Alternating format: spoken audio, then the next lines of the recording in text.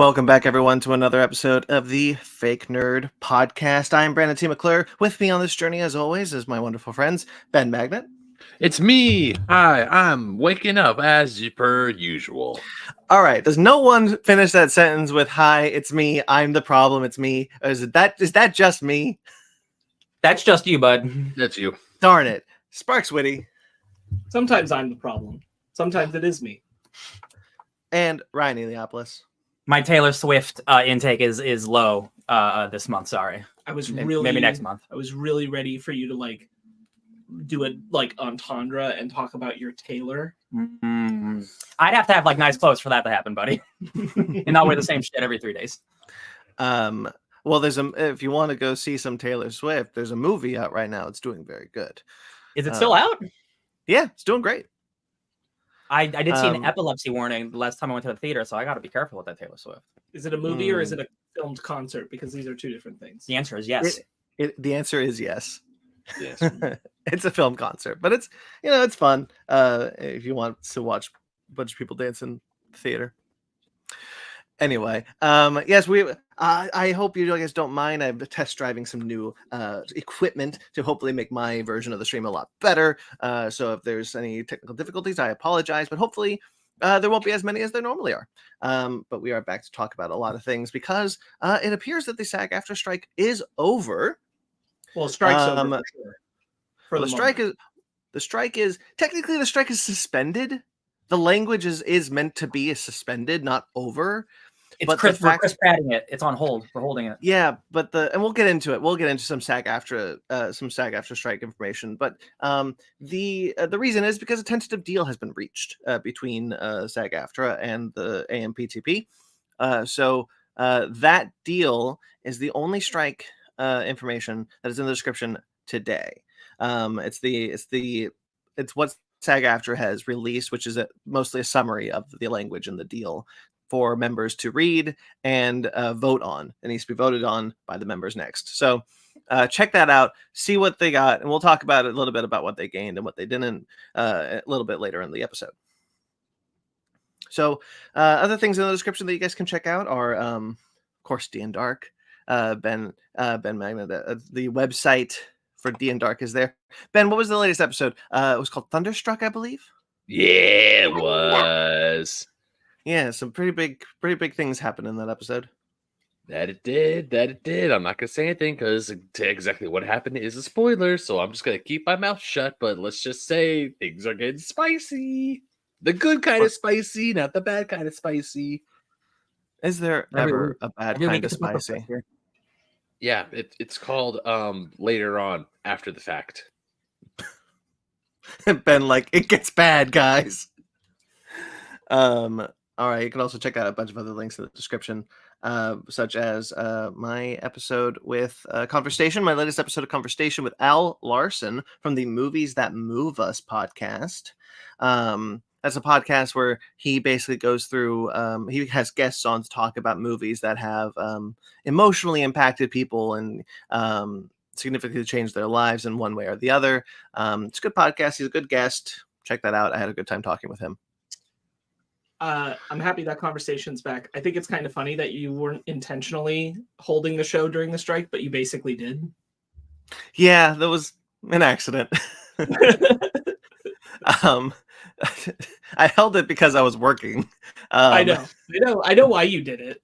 I just think it's funny. It was quite funny. You could have just been Conversations on hold because of the strikes too. Because this was an episode about movie stuff, and I was like, you could just be had to hold it. Strikes. Can't do it. Stop. Can't do it. Strikes. Yeah.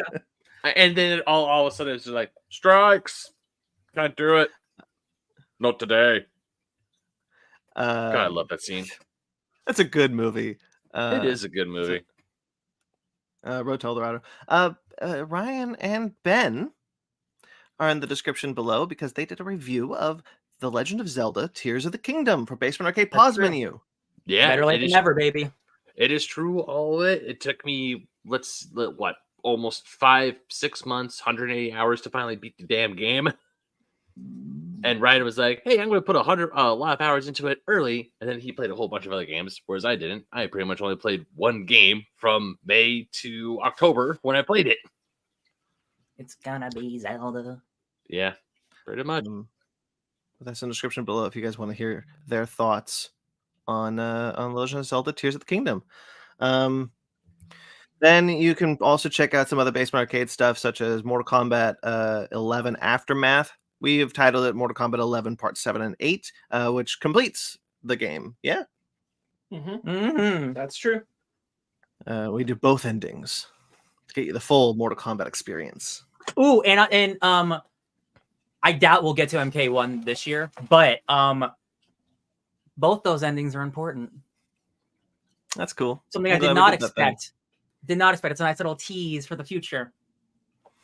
So stay tuned for that. And Ryan soloed PlayStation 2's Daredevil.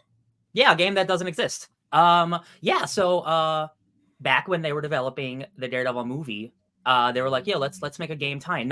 It's not a Ben Affleck Daredevil game. It's just a coinciding time release. And that game got canceled because nobody liked that movie, and the game's budget ballooned. But if you want to see me play a couple levels of it, it's really cool. It's not great, but there's a lot of really good ideas that Video's doing for us. Well, so like that made me happy. So thanks for watching. If you watched it, yeah. Check that out, please. And then now that the strikes are over, actually I'll say this first and then I'll say that. Our Fickner Book Club has returned with another episode for Miles Morales, The Ultimate Spider-Man Volume 1 Revival, which was Ben's pick that we all got to talk about.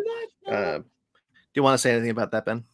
Yeah, I've been playing. I first things first. I picked it because I've been playing Miles Morales Spider-Man on my PS5, and I've been wanting to read more Miles Morales. Of course, early this year, one of the best films ever came out, which is Across the Spider-Verse, and I just wanted to read some more Miles Morales because I realized I don't have enough Miles Morales in my life. So I'm like, I need to fix that. So I picked that book, and then as we were talking about it, more great books were suggested to me.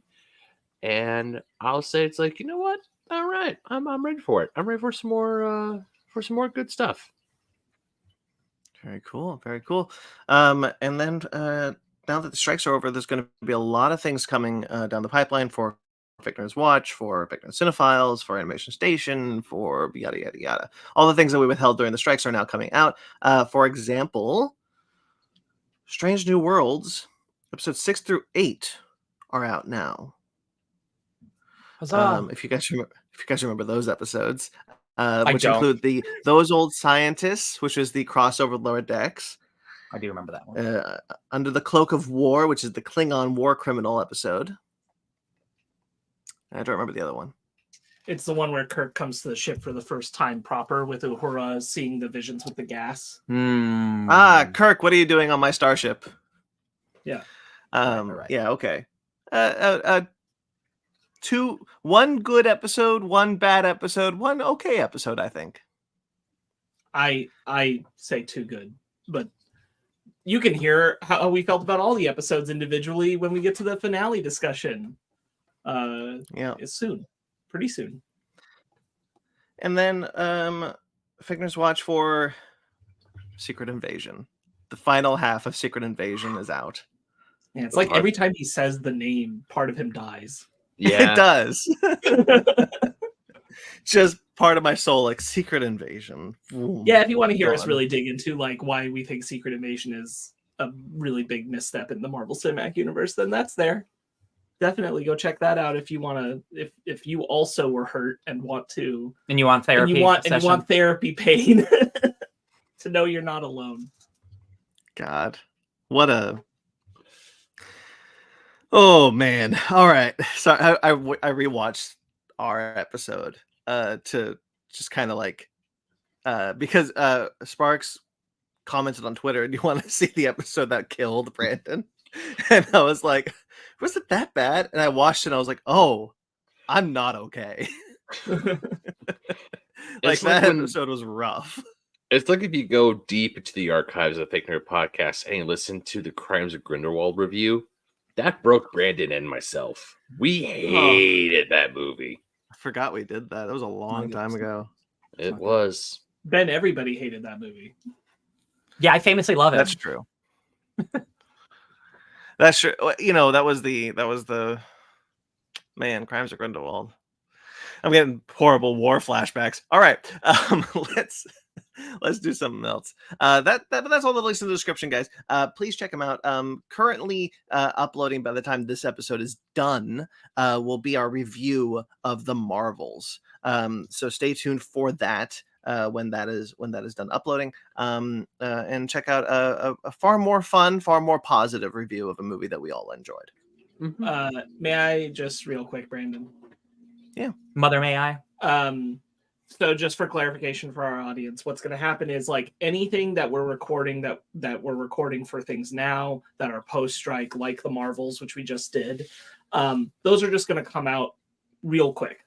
Everything we recorded during the strike time, that's all coming out in the order that we recorded it gradually. Makes sense. So that's going to kind of unflow. So you're going to get like Ahsoka and some cinephiles on Haunted Mansion, other things like that. Those are all going to come out Loki? gradually. Loki, yes. But anything we're doing right now, like we've got Invincible and Monarch on our docket, those are all going to just come out right away. Makes sense. Yeah. Speaking of Invincible and Monarch, I guess we don't do the bread and butter intro anymore because, as we said the last episode, we're just kind of more of interested in a free flowing discussion. So let's just get right into it. Who wants to? I told you can do it. You did? Want it? You hit the button. What? I can do it? If you want it, you hit the button. You go ahead. Oh, yay!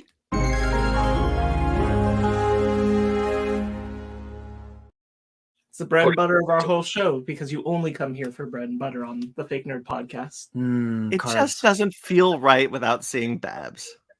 Hi, Babs. Unlike the Adam Eve, this is a full meal. We all just turn into that meme of everyone just like, oh! I think let's just start with the follow up on the strike stuff. Yeah, because that's usually we where have we've an been Memoriam starting our stuff. Oh, my bad.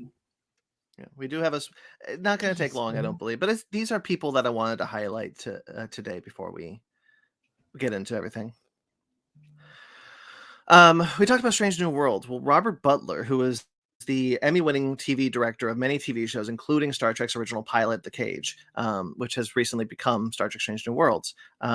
He passed away this week at the age of 95. Good innings, good legacy. It's very cool that show that he directed is now... He didn't do any more Star Trek after The Cage, and it's really cool that like he directed that, and now we have Strange New Worlds. I just thought it was cool. He's the literal first person to direct Star Trek. That's pretty cool. Yeah.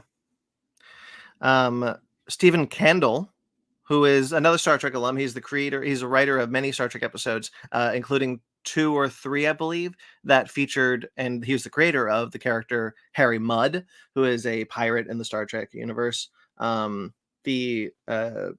think he's in he's not in the triple episode. The TAS, the animated series episode, he wrote that as well. Anyway, he passed away at the age of 96. Again, good legacy, really good character, Harry Mudd. 96, not bad at all. Yeah. And then Roger Castell, who is the poster artist for Jaws and Empire Strikes Back, as well as many others. Is very much a contemporary of Drew Struzan. He passed away at the age of 91. Mm-hmm. So, all great legacies. Yeah. Fun fact about that is Roger Castell made the art for the Jaws book that then turns into the Jaws poster. Oh, that's cool. Oh, I don't know. Is it the same? Is it like the same one? It's the same idea. Of like, it's not the same. He did a more elaborate painting. Yeah, but it's like it's Bruce going up. But it's the same idea of the shark going up and the lady at the top. No, man, if it's not broke, don't fix it. That's true. All right. Well, that's the only people we have in the in memoriam section. Great legacies, all. Like if you're art. And so yeah, let's get into the strike updates. As we said up top, the strike is over. SAG-AFTRA has suspended the strike pending a review of the current tentative contract. They reached, I believe, at the end of last week. They reached this contract, so then it had to go to the national board, which ratified it by, importantly, 86%. which already kind of pinged me. I was like, that's weird. If when WGA was excited about this contract and they ratified it, it was like 99%, 97%, something like that. So a really high number. 86% is not a low number. It just felt strange. Yeah. It's not the total majority.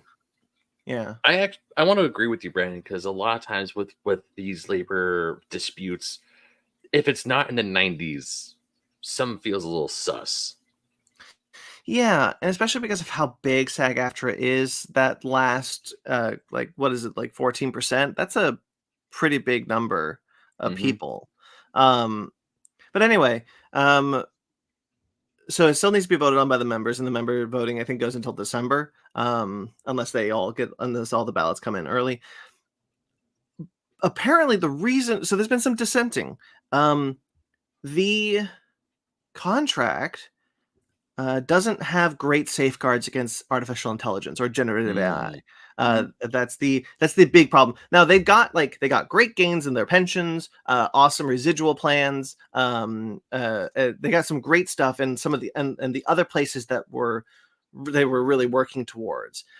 But with AI, it looks like either the negotiating committee might have dropped the ball, or they were pressured, and a lot of people are saying that it's possible they were pressured by the more higher members of SAG-AFTRA to just get this done with and end the strike so we can get back to work. Well, I think part of it is a reaction to, we know the A-listers were starting to put at least some of them were starting to put pressure on, because they were like, we'll end this ourselves kind of thing. So I think that absolutely pressure was a part of it. I want to note that some people have pointed out, like, you're right, that like everything else is a pretty good gain. There were compromises and concessions that they made heavily about the streaming residuals. Still not as good. It's good that they have something, but when you put it in light with the AI safeguards aren't as high as they want them, it's like, it's not an all across the board, everything's fantastic except this one thing. There were other compromises too that make it so like, well, we already had to like give up here. We shouldn't have had to give up as much in the AI department because we already had to give up that kind of thing. So I just want to clarify that it's like, it's all improvements. They're very happy with where they got things. Some compromise was going to be needed on the streaming thing, but like when you're looking at it, it's like some things are way up here. Streaming's more like middle range of what they wanted, and AI is really low. So it's not just like a whole top curve and then AI down below. Yeah. One of the things that they've been talking about with AI is that an actor, background actor, or voice actor, whatever, can be has to give permission to be scanned in order to become a digital double, which is what studios really want. They want these digital doubles to be able to manipulate what they want. They think they want that. They don't, but they're idiots. So there's no protections in the contract language. So one of the big things is that there's no protections in the contract language that would protect those people who say no. And studios could just fire them and find someone who will say yes. Right. And that's been a big talking point about this also. May I go just a couple of other choice examples that I think are really important? Yes. One of them is there's no protections about if they are digitally recreating you for something, your likeness is not protected, as like you don't have authorization of how it looks. So if they shift up your hair or put you in something you wouldn't wear, change the color of your skin. Yes. Those kinds of things, they're not. Now, that's not to say like they automatically would do these kinds of things, but it's that these things aren't protected against. Yeah. Yes. There's a lot of encouragement about you could be working on another project and they'll digitally be inserting you for things that you don't need to be on set for anymore. And it's like, am I getting a lot of people don't am I getting paid for that? Yes, they are. Well, hey, you know what? This is not good. That's something that wasn't there. That's the concession, right? That's the concession, right? You will get paid for every time your digital double is used. But how far and there's a lot of talk like, well, how far can they manipulate it until they don't consider it me anymore? There's a vagueness about what does that mean? Is it like they're digitally creating you for like the shot reverse shot, so you don't need to be on set that day for a shot reverse shot scene? I think a lot of actors would be like, yeah, all right. I mean, that's Although like they do it on personally, TV all the time. I'm personally that's fine. anti that because I think you lose something with your scene partner, and Sure. like good actors don't do that. But it's that there's too much loose language around a lot of these things. That's really what it comes down to. Is there's too many wiggle rooms where they can really mess with the situation. It's not saying like they automatically would, Yeah. but they're not as protected as the surface level makes it sound like they could be. It's not as beneficial, and it's giving a lot of if AI is kind of a Wild West terrain right now, it's only kind of set up a jailhouse and said, well, we'll send you there when you do something bad, but the term bad is really up for debate. Yeah. And there's not a lot of other guidelines for this. Mhm. So it's not ideal. There's a lot of, well, we'll get it better next time. And slightly to the defense of the committee, because it's a lot of pressure from not just the people who've been on strike, but the rest of the industry, that now that the writers are done, they want to get people back to work, especially in light of like everyone's afraid of they're nervous about the window that they know they're going to do production for a while, and then some other people are going to go on strike next year, probably. Yeah. Unless the studios like pull their heads out of their asses. So they don't want to get as much work as they've done Yes. as they can right Yes. now. Yeah. So it's a lot of that kind of pressure happening right now. In their defense, I personally believe, and I agree with a lot of other people that do, that this is, and it is just government moves too slow. This should be a federal regulation thing. AI needs to be federally moderated. They are working on a bill. They are working on it. I know. Not fast enough. Not fast. This is the thing, is like technology moves very quickly. I do think that because there is a good chance federal regulation will step in at a certain point, if for no other reason than the defense of like public uses of AI are going to require art uses of AI to also be heavily monitored and protected, that they probably will be able to make it better in the future. Mm-hmm. It doesn't change that. It's like, it doesn't sound great right now. Like this is not as well defended as you want it to be. Yeah. There are a couple services. I don't remember all of them, but the biggest one is YouTube. YouTube now is having a thing where if you use AI art in your videos, you have to basically say that in your video, so it's always in your description. So like that doesn't solve any problems, but like that is getting out in the front of like, hey, this isn't original. And like YouTube as a company has a lot of problems. It allows a lot of shitty people on there, but this is one kind of protection where it's like, hey, like we're putting this stamp on your shitty art, so like everyone knows. YouTube had to do that because they were actively like funneling money and sponsoring shows that were about AI recreating musical artists' voices. And that was the big thing that like YouTube was starting to get slammed about that. Good. And so YouTube, that's, let's not act like they did it altruistically. Of course. No, YouTube is not a good company. They got slapped on the wrist and were like, all right, well, this is a concession we'll make. You have to stipulate. They didn't have to do the concession is what I mean. It's a small thing. It is. I'm just trying to give, some positivity. Yeah, for sure. Yeah. Yeah, it's just that like there's a lot of people talking about this, and I really don't like the language that the negotiating community is, because we all saw that video, I'm sure, of the one of the committee saying that we got some great things, and the things we didn't get we'll get next time. It's like that's not guaranteed. So in 3 years you're going to go on strike again, like that. Now's the time. Now's the movement, but here's real quickly, Ben. Just want to say real quickly too, because Spark said something really interesting that we were talking about this personally last weekend. That like if the members don't ratify this contract, the strike begins again, and they have to start from scratch. They have to start from zero, and that's going to be really tough, and that's going to be much more difficult than this ever was. And they won't get anything. The fear is they won't get anything. That's part of the problem, is that they're going to lose their power and the goodwill of the rest of the workforce, which I can't blame them, because once it's down to these are AI protections for actors, if you're a person working crew who's been put out of business, like out of work for 6 months, and now things are finally like the news is saying like we're going to go back to work. We're finally studios are actively like calling you up, starting to get you ready. Netflix put the gun to the Stranger Things cast, like y'all get here tomorrow. But like get out there, man. For the economy of LA, crew or otherwise, that had been ground to a halt, putting them back through it, you're going to lose all that support if you go back on strike right now. Like, unfortunately, once they made the concession to take this, they kind of just have to take it now. I agree with the actors who are like, I don't like this, and it's not what you thought you were fighting for to the full extent. You believe that they were going to go and get something better, but because it's been so long, because of the politics of it, like you're just not going to have that groundswell support that you've had up to this point if you go back. And you might not, because of that, they'll be able to strong arm you into something worse because you're not going to have that support. Ben, you were going to say something before. Yeah, I was gonna say, I haven't seen the video, but in regards to what Brandon said about that one guy saying we got a lot of good stuff, but the stuff we didn't get, we'll get next time. There shouldn't be a next time. If you have a bunch of stuff that you really want, get it now, because if you try to get it next time, it's probably not going to happen, or the studios might have some form of leverage that you won't be able to get it at all.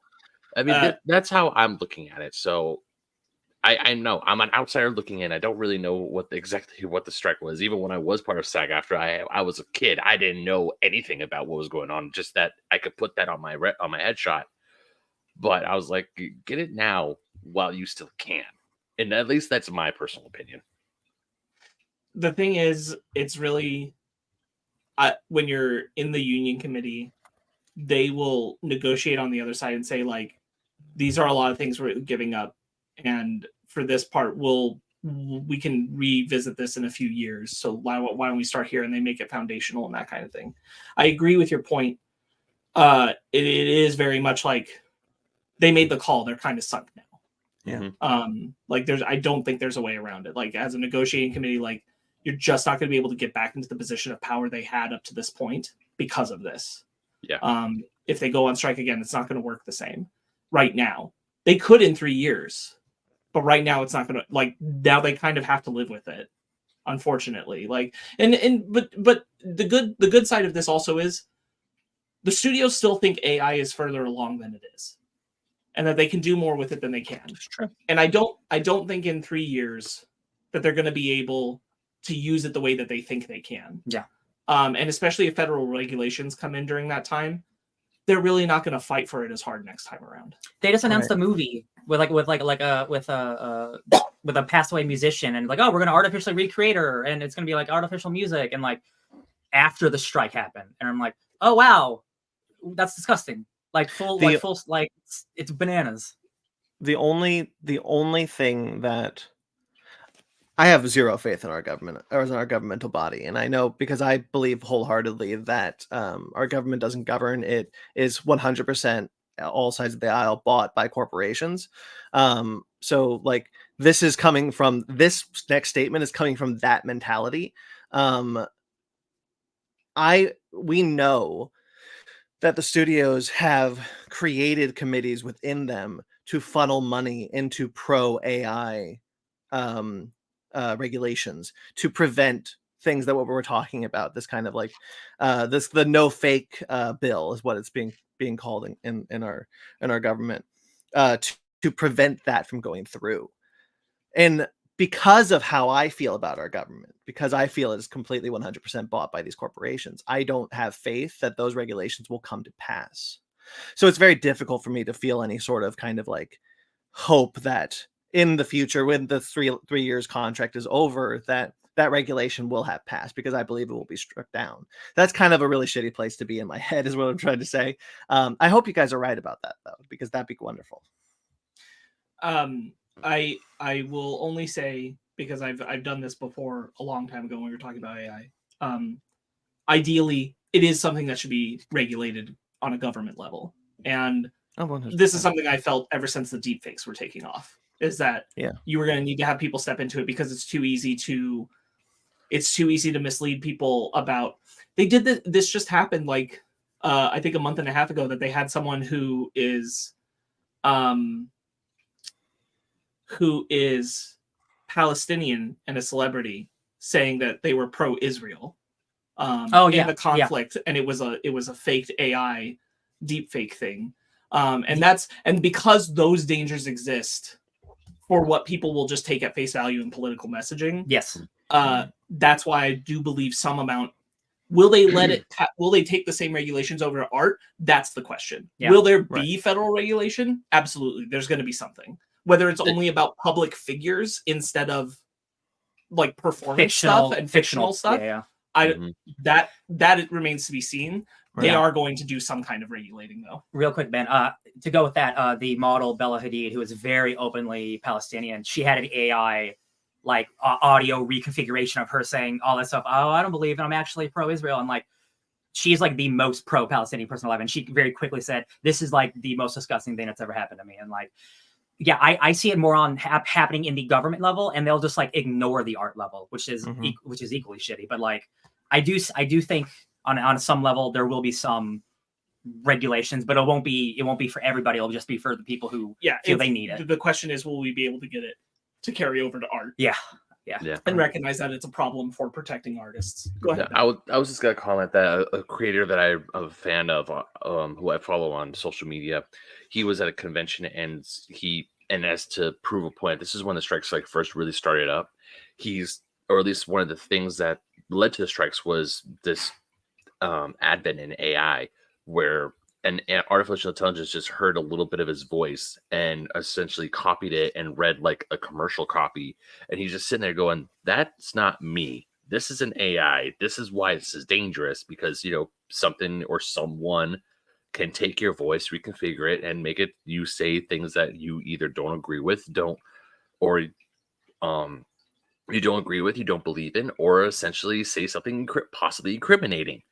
And take your job also. That's what the fear with voice actors. That's what the fear the voice actors are facing right now, because their voice is so recorded that you could just feed that audio into a computer. What do we just see with James Earl Jones and Mark Hamill, right? You just feed that audio into a computer, and then that's what you just type in a script, and there you go. And that's what like a lot of the voice actors are talking about. Like, the protections aren't good for us either.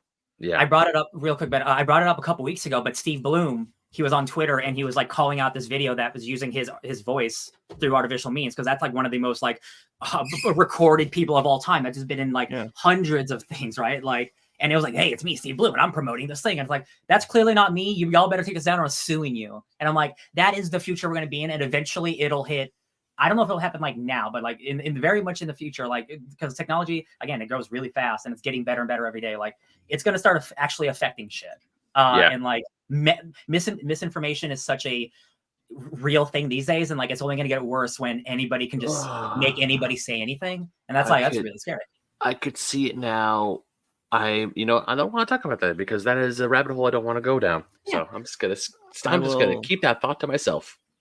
I will move on and just say that, like, one of the big problems that SAG-AFTRA as a union is going to face is the fact that, like, when you have put so much faith in your union, when like the WGA did, IATSE did for people who are in IATSE did for the they never striked, but like the theme park worker bill that they were hoping to get some wage increases for.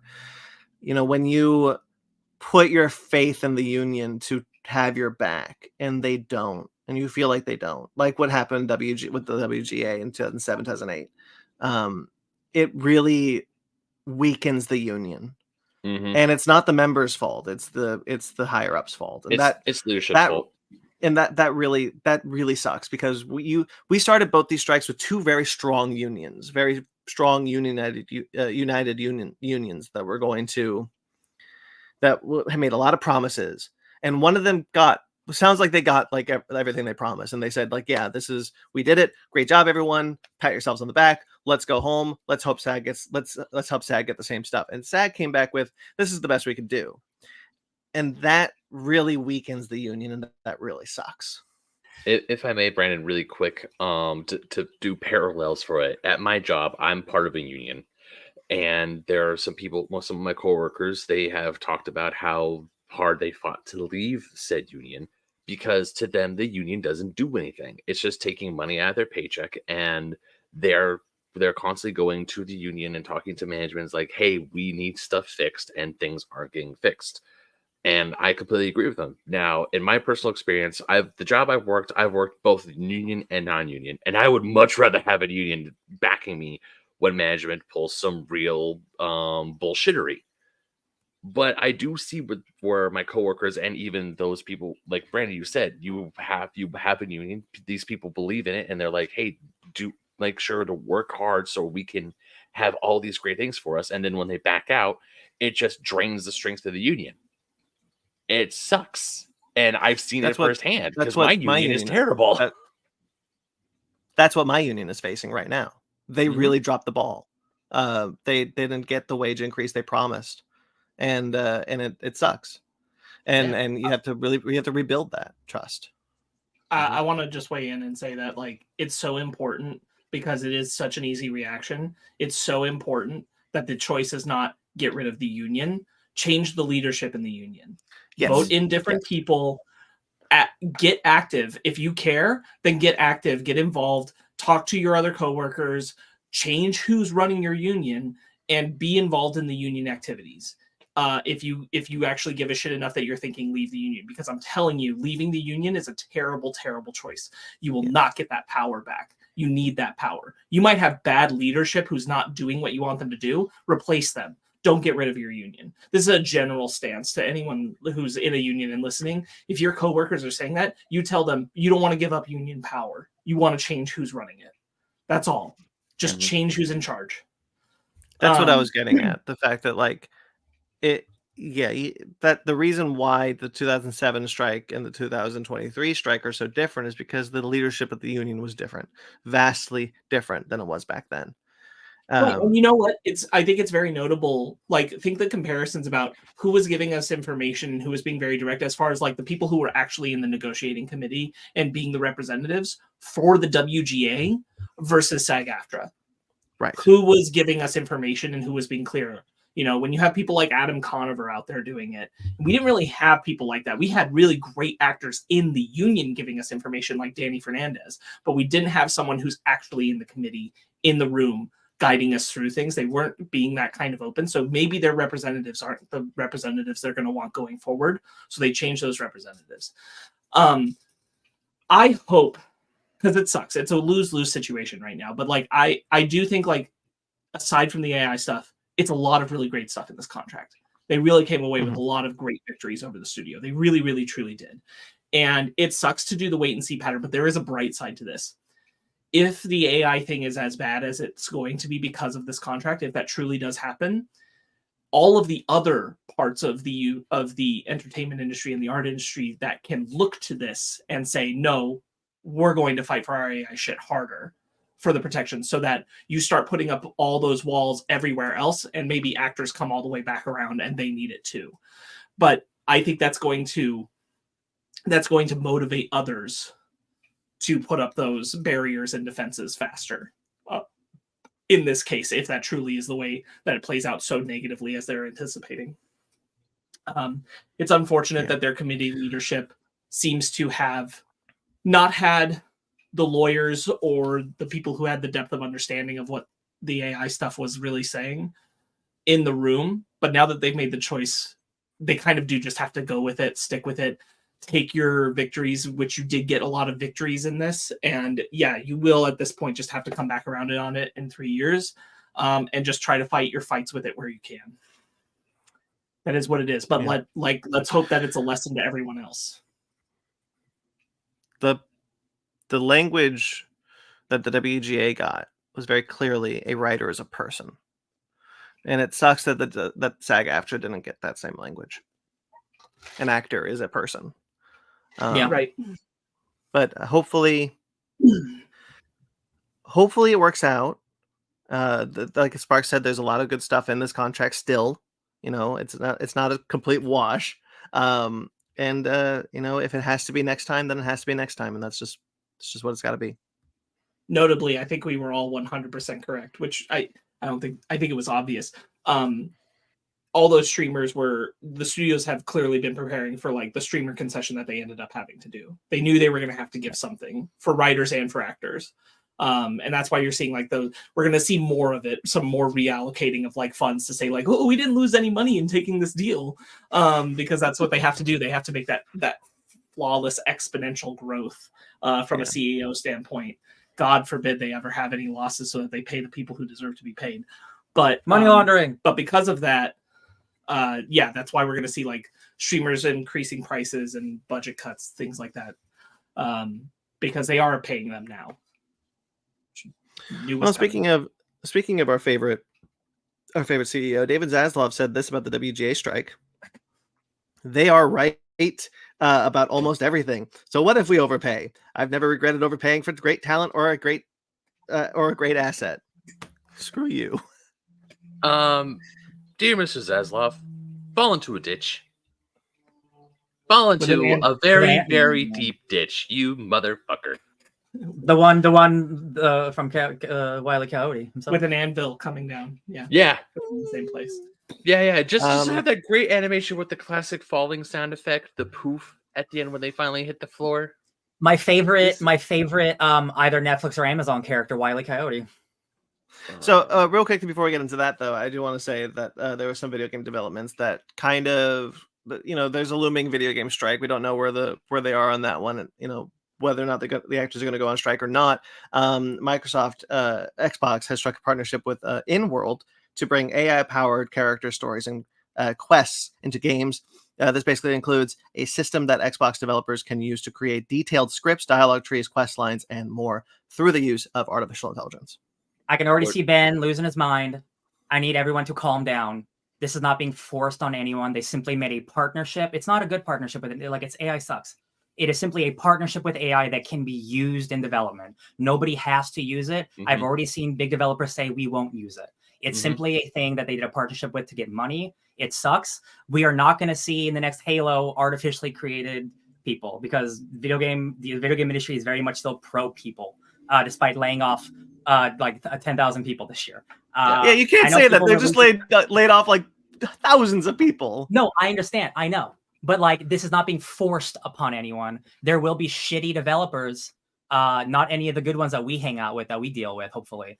But definitely like the smaller independent place, I'm not worried about this. I just watched a great interview with the developer of Thirsty Suitors, which is an incredibly cool indie game where like, this is all about family and being an immigrant. And this is not something AI could ever do. So like the games I play, I'm never going to have to worry about this. The shitty games that try to make a buck, people immediately realize like how AI sounds, what AI looks like. So like, this is a partnership. It is not an absolute, you have to do this. Obviously it's crappy, but deals are going to get made. I'm not worried. Ryan made me think of something just in relation to all the AI stuff that I think is also important to keep in mind, which is that we have seen increasingly as our art is willing to, as the groups above or independent artists are able to come forward, more and more diversity in storytelling has happened over the past few decades because of non-white male perspectives coming into the room. And AI, because of the way it's structured in making stories, it's going to make all white male stories. And whether it's featuring white male characters doesn't matter. Like, it's going to be from that perspective because the majority of the things that it's going to be basing all of its information off of is going to be that, because we don't have enough diverse storytelling. But we know that in a large sense, audiences aren't going for that anyway. Yeah. That's not really pulling the same way that it did, because that's all just been the sea of stuff for forever and people are done with it. So I do think there's a small advantage in the fact that like people aren't going to be interested in just continuous white male based narratives. Sure. Real quick, because I've been itching to say something about just one quick little thing about the whole AI thing, but also I want to say hello to a friend of the show, Mint. She's in the chat. Hi, Mint. To Ryan's point about some developers using AI, I'm just essentially going cough mobile games, cough. Yeah. And the only thing I'm going to say about the Microsoft partnership, because I unfortunately fell into the thing of I just read the headline, didn't dive into the whole story. Ryan's right. It's only a partnership. Developers are not they don't have a gun to the head. But all I'm going to say about that is the Grogu gif of no. And that's all I'm going to say about that. It's a bad precedent. I really hate talking about something like this, but I felt it was important because like I'm so glad, Ryan, that you are so positive about the video game industry. I love that you love video games as much that you do, and I'm so glad that you are so hopeful that things. The thing is, like, there's a reason why SAG-AFTRA is considering striking. There's a reason why they did this, and the reason is because whether or not video game developers, people who actually make those games, the people who get laid off every single time the Epic doesn't make a buck out of their money making machine Fortnite, those are the people that like the video game industry doesn't care about. Because the people at the higher up, they don't care. They don't care. So you're right. No one's got a gun to their head. Absolutely correct. I am not as positive on corporations in general. So, and that trickles down into video game corporations. Yeah, no, you're right. I'm not saying that this is the end all be all. I'm not running to the hills with pitchforks and running up to Blizzard and going, throwing it in there. No, absolutely not. This is just a partnership. It's not the end of the video game industry. No. But this is a bad precedent, and it's a sign that the higher ups, not the people making the games, the guys above them, are looking down the same thing that the people that the CEOs like David Zaslav are looking down. They want this. They want this. No, I'm not saying that's not, you're right. No one's got a gun to their head, but it's not great. And especially to announce this when you're looking down the barrel of a video game actor strike, that's suspect. Oh no, I agree. Like it sucks that it's even happened at all. I just like a lot of people are catastrophizing this, and like that right catastrophizing. That's my word. Okay, cool. I just want to make sure I was pronouncing it right. Again, like specifically in the indie space, I'm not worried about this at all, because the lifeblood of video games, as much as like, Spider-Man and Zelda make, they sell millions of copies, that's the lifeblood are indie developers trying to cut their name on making games. And it's the same as any artist. Like people make this shit, whether it's an independent movie or an independent game. At the base level, people don't want this. The only people that this like, I could see this shit happening at like Ubisoft or something like that. Like I'm not worried about Overwatch doing AI stuff. I'm not worried about Baldur's Gate. I'm not worried about any of these big games. It is going to be like Call of Duty. It's going to be like the ones that like really grind the developers into dust. It probably will show up somewhere. It's not going to show up in any games I'm playing, or a lot of people are going to be playing, because people recognize that shit and they don't want to see it. The same thing. The first time we see an AI movie, no one's going to see it because we recognize it. What I will say is I think both the community of video game players, but also people who are involved in making them, there's a lot more familiarity with what AI is, yes, and how AI can be a tool, and where AI becomes a problem. Video game is all technology, and I think they're far more prepared for knowing where they can use it as a tool and where they can't, and that obviously, like corporations, there are people, as Brandon's alluding to, at the higher up level who are going to see the same thing that Zaslav's seeing, which is an easy way for me to cut down on my workforce. But I think in a general sense, like that call can come from up above, and unfortunately, like people can lose their jobs, and ultimately what will win out is like you can't make video games that way. And I really truly believe that like it might be. I think what this applies in a grander way to film and television, but like really specifically to video games. Over the next few years, we might see shitty decisions and like people losing jobs and things like that because of what they think they can do with AI. But it won't win out. It doesn't work, especially in like that video game capacity. The people who make them, they know. And in fact, they probably will make it worse on purpose in an effort to accentuate the problems of trying to rely on AI. So I'm not suspecting AI being a major problem beyond the occasional thing in the video game industry. The only thing that I'll say, the last thing I'll say about this, the only real thing that I can see is genuinely a possibility happening soon, is the video game industry, the people who run the developers, sees all the talk about how, hey, stop crunching your workers, stop crunching your people. Let them have time to breathe. Let them do what they can. And says, okay, we'll do that by using these AI tools. And that's not it's kind of one of those things where it's like, that's not the lesson I want you to take. That's not the shortcut I want you to take. I want you to just give your developers more time, not find a way to shortcut this. That's my only, like, that's my biggest fear of, like, will we see them be like, oh yeah, we'll give you what we want by doing this thing that you don't want. It's not a game I'm going to play or will play, but there is a game out right now. It's called The Finals, and it is a multiplayer only shooter, and it is using AI voice narrative for the in between, like, shoutcast, and like, oh, this player just did this. And the second people found out, and the developer he went on, did an interview, and he talked about, like, yeah, it's so easy and blah blah blah, and we can't always get people in the studio. That guy got destroyed. That game is getting destroyed because people do not want this shit in their games. And now that game went from being a game people were excited about to people are stopped playing that game, and they're going to change that shit now. And they're going to hire people to do those voice actors, because the second somebody found out, the entire industry is against it. Everybody who cares about games is against it. Just like in the movies, like, everyone's against it, but movies, unfortunately, actors and, like, screenwriters aren't as involved in, like, visual effects, whereas video games, it's nothing but technology. It is everything to do with artificial intelligence and creating something. So it's so much easier to notice it and to get rid of it and to combat it in video games, because it's from the get-go is using it. And so it is being used now, and people are vitriolic about it, like, true, like, heinous. Like, that was like that the day that interview said, like, oh yeah, it's easier than hire a voice actor. That guy got scrutinized. So it's already happening, and people are combating it, which is lovely.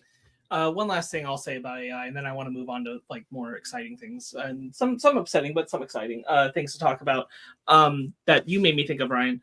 That is the key, I think, in all of it, in all of the AI stuff in federal regulation, is as long as we can get something passed that says, regardless of what form it's in, public image, art, video games, what have you, you have to disclose it's made with AI. As long as we can get that stipulation, I do think, as long as we can't, like, lie to an audience about, is this the real thing or is this made with AI, I do think that there is a lot of people who will turn away from wanting to see something that's solely made with AI. And that's doing that kind of process. I do think we will largely see that response. Yeah. And I think that's the key to victory in all of it. The only people who like AI are blue check marks on Twitter. Mm-hmm. That's true. All right, I'm done with this. Let's move on. I already talked about David Zaslav, so do I want to talk about Coyote versus Acme? Yeah, the thing that I really, really hope gets him fired. Yeah. Right? So friend of the show, Dan, and also my DM on D and Dark, Danger Dan Jers sent me a TikTok saying, because he knows how much I do not like Zaslav. You all know how much I do not like that man. And he sent me a great TikTok about how, essentially give you the TLDR version of how Coyote versus Acme might open the door to Zaslav facing real, actual punishment. And I find that hilarious. Yeah. I mean, it's the most egg on the face thing that's happened so far for him. And there's been a lot of eggs on that man's face, but this is the biggest one. This was a big old fresh off the pan boiling one that fell right on his face, because it got out so clearly for so many people that this was getting shelved, and the revelation that, like, it was a finished product. They lied when they said they were going to stop doing this, that it was just a one-time thing, and now here we are at something else being put through this process. It had tested well. It's good. It doesn't financially, like, people have talked about, like, in terms of what they get from the write-off and in terms of what they should get from a successful film release, it just doesn't make sense for making money for the company. Yeah. And it doesn't salvage them. People wanted to buy it. Like, people were, like, interested in buying this film to distribute it, and Warner Brothers, David Zaslav, said it's not for sale. And so like, the long and the short of the story is that got out. There was outrage from us, obviously, like as there usually is with Zaslav decisions. But the important thing was that filmmakers not only voiced their problems with it actively, the people who were involved and people who knew it or people who saw it, but also that filmmakers started calling in and canceling meetings with Warner Brothers. And because of that, then it looked really bad. So they decided to open it up for shopping into other places. Now, that's still a really weird decision because now this is maybe some of the best marketing it could have. Yep. Some people have pointed out if any of these other things get it, all they have to do is release a trailer that says, see the Looney Tunes film Warner Brothers didn't want you to see, and it'll make $1 billion. Oh, and like hardcore. And that's it. Especially with John Cena. And so it's truly like it already was confusing why to not release this movie and make the profit from it. Selling it off now, it's going to make more money, and it's just so confusing why Warner Brothers doesn't just release it themselves. Because they're stupid. And that money isn't going to go to Warner Brothers. It's going to go to the person, to the people. No, it'll go. There will be a good chunk that will go to Warner Brothers. It's still their property. They still own Looney Tunes. Yeah, but not the biggest chunk. And I know I've made this argument before about how, I mean, we all agree, we're all in consensus that Zaslav is stupid beyond measure. But just hearing the fact that there was a Looney Tunes movie made and it was finished and he decided to put it on the shelf, Looney Tunes is Warner Brothers' bread and butter. It's like how Mickey Mouse is to Disney. That essentially is those two Warner Brothers and Disney are and were animation titans. We talked about it. Yeah, we talked about it. They're doing 100 years, and this is their legacy is by chopping up their studio. Oh, we're out of strikes. I can talk. Wait. We're out of strikes. I can mention it now. Teen Titans Go is the only thing from Warner Brothers that's doing anything appreciating the legacy of 100 years. If you don't know about that, they did an episode where they brought back like cameo appearances from the entirety of Warner Brothers' history of animation into a single episode. Love it. And did that whole thing. And that's like the one thing Warner Brothers has that's doing it. I mean, Disney, they're doing something with 100 years. I mean, they have like, hey, remember 100 years of this? They're putting out some other films. They're putting out Wish. Yeah, I mean, Wish, but also they're releasing films on DVD with a special 100 anniversary. No, Ben, no, I'm serious. They're putting out Wish. That's the equivalent. Wish is their like, hey, this is the origin of our wishing star, the thing that started our company, the thing that's so important to us. That's what we're doing. Mm-hmm. Warner Brothers' equivalent was Coyote versus Acme. Also, Once Upon a Studio. I don't want anyone to forget that they made a dedicated animation short. Great animated short. Wonderful. I need to see that. I haven't seen the whole thing. But it's Coyote versus Acme was a movie in the style of Who Framed Roger Rabbit. It showcases a lot of practical stunts. It showcases a lot of really interesting. We've seen a lot of it. A lot of interesting music came out of it. It's something that's really interesting because when I heard about it, it sounded awesome. It's about Coyote suing Acme for all of their shit that he buys from them blowing up in his face, which is a great concept. Yeah, it's wonderful, and it's a Looney Tunes back in action successor, which that movie was ahead of its time, but that's what a lot of people have likened it to, and I love that movie. I think that's a great blend of the Looney Tunes and live action stuff. And so if we're doing something in that vein, that's wonderful. It's just so this was going to be a Max movie, and when you look at it as like how it was doing and what it costs and how it was testing, and we're just going to release it on a streamer, I see how that on paper is a loss, right? Where the tax write-off makes more sense. But you could just put it in theaters. You could just put it in theaters. I understand that it was made for Max, that you thought it was going to be scheduled for Max. It's clearly doing well with a lot of other people in the industry who are seeing it. Put it in theaters and make the profit. I don't get it. And I don't think that it appreciates that there is an audience hungry for a Looney Tunes project that's not Space Jam 2 with LeBron James. Like, I don't think that it really has the thought on that would work. And I really believe it would. I'm glad. The point is, I'm glad that it's saved. I'm glad that it's being shopped around and that we are going to get this movie one way or another. That's wonderful. It really sucks, I think, for Warner Brothers as a company. Yeah. Like F. Zaslav, I don't care about him. But the fact that Warner Brothers itself as a company doesn't get to own the success of Coyote versus Acme, a Looney Tunes thing, that kind of is a bummer. And it doesn't make a lot of sense. Bro, they have Looney Tunes and Batman going to other studios. Like, what are we doing? Right. And yeah, like potentially federal regulators like could potentially get in because somebody's on Twitter was like, yo, it's like lighting your barn fire for insurance money. Like after you do this so many times, like we're gonna look into this potentially. Yes, I do think that's a great analogy that the Senate member came out and said, this is the art equivalent of burning down your own building and collecting the insurance. And he's like, that doesn't make sense that we allow this. Yeah. So Sparks brought this up already, but I think it's really interesting that Coyote versus Acme was the one. Like Batgirl was tragic and it sucked, and I still wish I could have seen that movie. But everyone was kind of like, all right, this is suspect, but maybe it was just this one time. But Coyote versus Acme is the one that got the FTC is already kind of wondering like what can they do about the film studios right now, because it's getting a little out of hand. Especially if Zaslav is interested in buying and selling Warner Brothers. And so like looking at this and then being like, all right, I think we need to look at this. I think the government going like, first off, the government going in and being like, we need to look at this.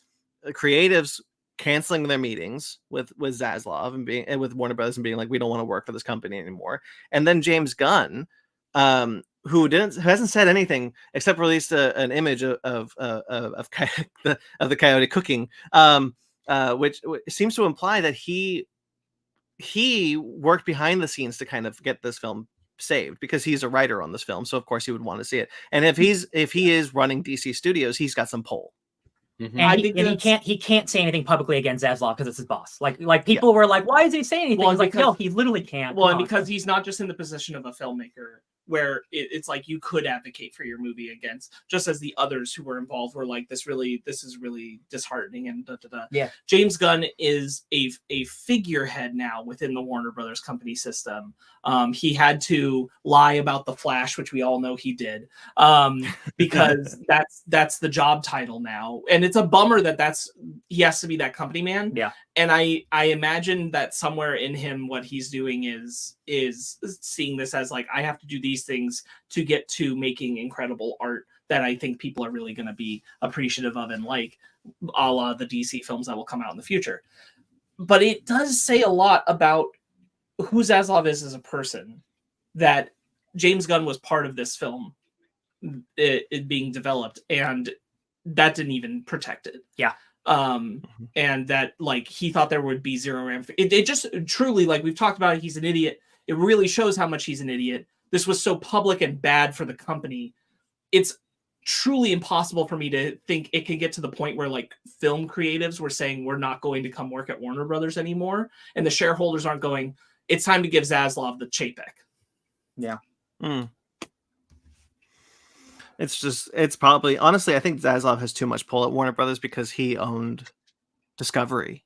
Yeah. And so there's a lot of like Zaslav loyalists that are not part of the board. Yes, I'm sure that's true, but like you got to look at the big picture of what's happening with your shares in this company now. And like, this is the one time where like I give a shit about shareholders, is like, y'all got to care about the direction of these things because it's your investment in the future. Yeah, because like Zaslav is burning it. Yeah, the shareholders like they're all money men. Like they don't care about art, but like they do care about making money. And this dude is actively like making them lose money. It's like, hey, you know what would have made you a lot of? Sorry, Ryan, but you know what would have made him a lot of money? Batgirl. You know what Zaslav did? He put it on the shelf for a tax break. I'm pretty sure I'll be real. I don't think Batgirl would have made a lot of money, but it would have been more than what they got as a tax write-off. This is another example, right? The other two projects that prominently like were finished or near finished that were canned, they were also for Max Productions. Yes. Right? They weren't going to go to theaters. And I understand on a level the notion that this is not profitable enough on putting it on Max. but you kind of can't convince me that it wouldn't have turned enough profit. That would have been the first time people saw Michael Keaton back as Batman. People would have gone and seen Batgirl. I'm not going to say like would have saved the bank, but it would have made more than I believe the tax write-off got them. Yeah, that's what I was saying. Yeah, like Blue Beetle didn't make a lot of money, but it still made more money than his tax write-off would have been, and that was also a Max production that was turned into a theatrical production. Exactly, you're exactly correct, and that's the thing where you sit there with Batgirl. Evil Dead also originally. Evil Dead Rise. Yeah, Evil Dead Rise also a Max That movie production made turned money. into theatrical. This is the thing is like I do think I understand like pulling away from Max. I don't think there's any way to save Scoob Holiday Haunt because it's a short special. I think that had to go to Max. Like you just kind of had to be willing to take that. That'll get leaked in like a year or something. God willing. I'm not. Yeah. But I still think that it is like this man has made decisions that I just don't feel you can justify after a certain point. And I think at the point that you're losing future business with creatives is when you have to start to go, we need to change the leadership here. Because I don't even believe like, while they might come back in after this, I don't think there's a lot of trust with Warner Brothers. I don't think we're going to see the end of this creatively. Like we might not know all the behind the scenes, but I'm telling you, every creative that canceled that meeting, they didn't pick up the phone and reschedule those meetings just because of this change. Yeah. Some of them maybe. Yeah. Not all of them. Yeah. Some of them aren't coming back while Zaslav's there. That's just true. Yeah. I'm glad we're going to get to see this movie finally. I'm very excited about it. I have been since I first heard about it years ago. Same. It looks awesome. We haven't seen obviously footage of Wile E. Coyote and the Roadrunner, but like some of those like that stunt reel that came out was really cool. That's actually I'm glad it's that's not saved. It one- just sucks that this happened. Yeah, that's not. There are some stills that got leaked out there from the movie. Just a few, but they look good. There's no way that a James Gunn written John Cena starring Looney Tunes movie was going to be bad. Yeah. It would have been at least No. entertaining, but the fact that like everybody in Hollywood who's seen it is like, yo, this movie rules. What are they doing? I'm a big, just real quick, Ben. I'm a big Looney Tunes Back in Action dork. I love that movie, and I really love Steve Martin's performance as the CEO of Acme in that movie. There was a concept art piece that came out because of this that shows Wile E. Coyote sitting in the main offices of Acme, and it's the original cartoon iteration of who they thought the head of Acme was back in the original classic Looney Tunes shorts, and then Steve Martin's character in two portraits next to him. That's And awesome. I was like, that's really good. Same canon. That's good. I was just going to put a personal note on this because growing up when I was a kid, my two favorite Looney Tune cartoons were Bugs Bunny and Roadrunner cartoons. Those are my two favorite Looney Tunes of all time. I absolutely love those characters. And by proxy, Wile E. Coyote is one of them because when I would watch Roadrunner, I would always love to see Wile E. Coyote get into his annex on trying to catch the Roadrunner. It was hilarious. It was funny just seeing all the stuff that could go wrong. And what I remember when they first mentioned this is like the perfect Looney Tunes movie. This is like they mined and they found gold. And the fact that this movie is that people are saying it is good, I want to see this movie. I want to support this movie. I want to watch this. And the fact that thankfully we're getting the chance and Zaslav can't keep it away just makes me happy. Amazons. I think the more movies you can get that treat the Looney Tunes the same way that the Muppets are treated in their films, the better. Yeah. Mm-hmm.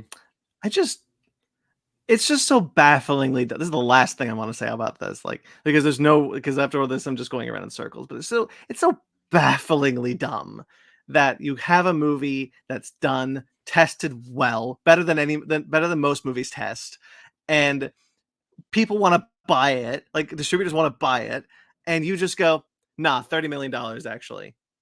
I think you're How do very you do right. that? Like I truly can't understate how impressed I am that we'll come on here every podcast episode and say like, I mean, how can Zaslav get any dumber? And then he somehow does it.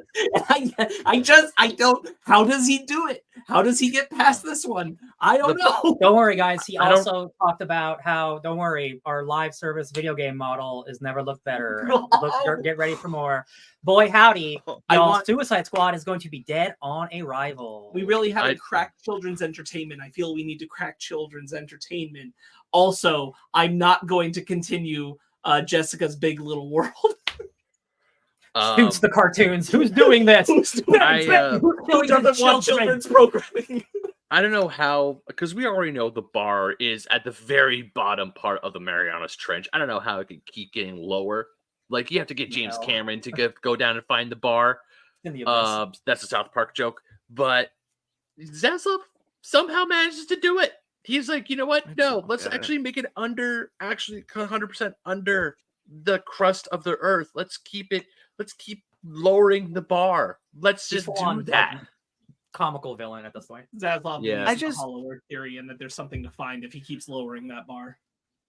It's just so weird how you clearly see the trends moving a certain way and just do the exact opposite. Like with that live service model, like nobody wants a live service model. And you're just like, I'm just going to keep doing it. Yeah, exponential growth, baby. It's the only way to go. Always up. All right. Never down. Let's talk about something else. What else do you guys want to talk about? I got something I want to talk about. And go for it. So this news originally got me like, ooh. And then I read into it. Now I'm like, because to be completely honest, I actually forgot who a certain person was involved in this. On a casual Tuesday, Shigeru Miyamoto took over the Nintendo Twitter account. Miyamoto here. Yeah, straight up just casually said, BT dubs, we've been working on a live-action Legend of Zelda movie with Sony and Avi Arad. And at first, I was like, I know that's a name I know, but I completely forgot who Avi Arad was. So part of me was like a little bit excited for it. Real quickly, Ben, I legitimately didn't know that Avi Arad was still with Sony. Really? Oh, yeah, he is. That man's going to die there. Yeah. He's going to haunt those halls. Some poor Sony employee is just gonna be walking down. They go, "Oh, what's that?" And then a season is like, "Oh, that's just Avi's ghost. Don't worry about it." Hi, it's Mr. the guy who canceled. It's just the guy who canceled Spider-Man cartoons. You guys, hey, did you guys know that Columbia TriStar Pictures is celebrating 100 years, but it's like buried under the fact that like it's owned by Sony, so everyone thinks Sony's celebrating 100 years because media literacy is dead. Yep. I did not know that. You got the lady, and there's 100. Sony, which wasn't invented until post World War II.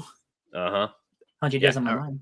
Yeah, but anyways, Nintendo said that they were working on a live-action Legend of Zelda movie, and it's being produced in conjunction with Sony, and the bill is being split 50-50. Sony is putting up half the bill, Nintendo is putting up the other half, and apparently they're working very closely with Sony on the production of this film. But not only do we have a major, or the air quotes big name producer being Avi Arad, the film is gonna be directed by Wes Ball, who, according to The Verge, his biggest film is the Maze Runner trilogy. So and apparently quickly, he also wrote Kingdom, and he also the Kingdom of the Planet of the Apes that's coming out. He's right. He directed it.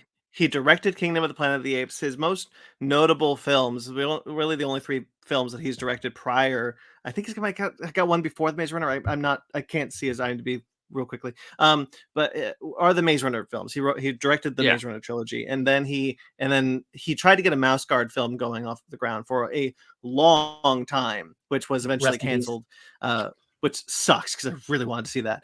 And now he's doing Kingdom of the Planet of the Apes, and then after that he'll do Legend of Zelda. So he's not, I'm not crazy about the Maze Runner films, but Kingdom of the Planet of the Apes looks awesome. So I think, having not seen all those movies, having maybe seen like 30 minutes drunk of the first one, I don't think the directing is a problem of those movies. No, it's not.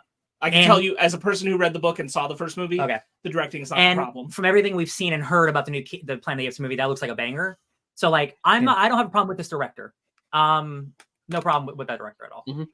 I also don't have a problem with the writer. Derek Connolly wrote Detective Pikachu, and I like that movie a lot. Did. So, yeah, he did. I mean, he also wrote the Jurassic World, some of the Jurassic World, or all the Jurassic World. He wrote the first Jurassic World film, which is also a movie I really like. But I deliberately said Detective Pikachu because that's a movie that is universally liked rather than Jurassic World. Yeah, it is universally liked. Now I get all this news. The biggest red flag is Avi Arad, personally. But at the same time, I don't know how I feel about this, because part of me is like, yay, but another time is like, I don't know, like, because the biggest debate right now is, do we need a live action Legend of Zelda and not an animated one? Because we were hoping animation was the way to go, because with animation, as using the Mario movie as an example, you can make all these amazing set pieces and you can go balls to the wall crazy without needing to put money into sets and to put money into all these things. Because Ryan, as we said in our Legend of Zelda Tears of the Kingdom review, the Zelda is like the prestige show version of Nintendo's properties. Like, whilst Mario is a fantastic show, everyone loves Mario. Mario is like on like the major networks. Zelda is like the HBO show that you like shell the extra money to watch because you know you're getting something great. And while I'm not saying that we can't get great live action fantasy, I mean, come on, Lord of the Rings, but those movies had a big ass budget. And I mean a big ass budget. And if you look at some of the set pieces in Zelda games, not just one, but the entirety of Zelda, how are they going to do that in live action? Real quick, because I know you have a lot to say too. Obviously, I don't want this live action. Mhm. Like, that's anything could be good, but like if you really want to do this justice, like animated is the way to go. The thing is, like, if I'm looking just at Wes Ball as a director, and I'm looking at the trailer for Kingdom of the Planet of the Apes, that has an epic adventurous scope. So this Zelda, this movie can be a Lord of the Rings-esque movie where Link is traveling across Hyrule on his horse. We get beautiful vistas. You have 2 or 3 epic set pieces and a couple battles in between. It doesn't have to be Breath of the Wild giant and like, exploratory, like where you're doing so much stuff. It can be a more streamlined version. I see that movie in my head like Lord of the Rings, and that movie works. I just feel like you're losing so much without having this be animation. You can do so much more. It would look so good. Like with Sony specifically, imagine like Spider-Verse or TMNT looking like Zelda. God, yeah. Like, give me a break. We could have that, but we're not. If you did animation, Link would have to talk less, which is my biggest thing. Yes, that's because Ben had us twice read Legend of Zelda books, and guess what? Everyone's general problem was Link's basically just your prototype anime shonen hero. Yeah. He just doesn't have much of a personality outside that because Link doesn't have a personality in the game. You are Link. You are the link between. That's the whole. Twice? Yes. Yeah. Yes, we did do it twice. You weren't on one of them. Oh, okay. I remember the first one. One of them, real quick, these are both in the archives. This is why I know this. One of them is from the very early days. I'm also not on it. Ben did it with Ryan and the other person who guest hosted the one time that Ryan had to call in because his car wasn't working. Oh, Way wow. back at the beginning of the podcast. Oh, that shitty car. Don't miss that. Okay. And then there was another time that we all did, the 4 of us together, and we all agreed, yeah, Link is kind of just bland and boring. Yeah. And guess what? In a live action movie, Link's probably going to be bland and boring. Yeah. He's going to be Aaron Taylor Johnson from Godzilla 2014. No offense to the movie, but like the character's dull as shit. And like that's what you're going to get in live action. In an animation, you can get away with like much more expression in the face, less talking. Yeah. I can connect with that character more. In fact, I would go so far as to say, if you're going to do an adaptation of Zelda, you should actively make Link mute. And you can have a companion. You can have either, hey, listen, you can have that character. You can have Tingle. There are so many other characters that you can have be Link's like voice for him, and he'd be very expressive and action focused. But Yeah. we're gonna get some young whippersnapper, and he's gonna be quippy as shit. Probably. Probably No, Tom Holland. no. I know that's the fun. That's the joke online. It's gonna be Tom Holland because Tom Yeah. Holland and Sony. And not gosh. only that, It's gonna For be a me, Percy it's- Jackson kid. I was thinking it.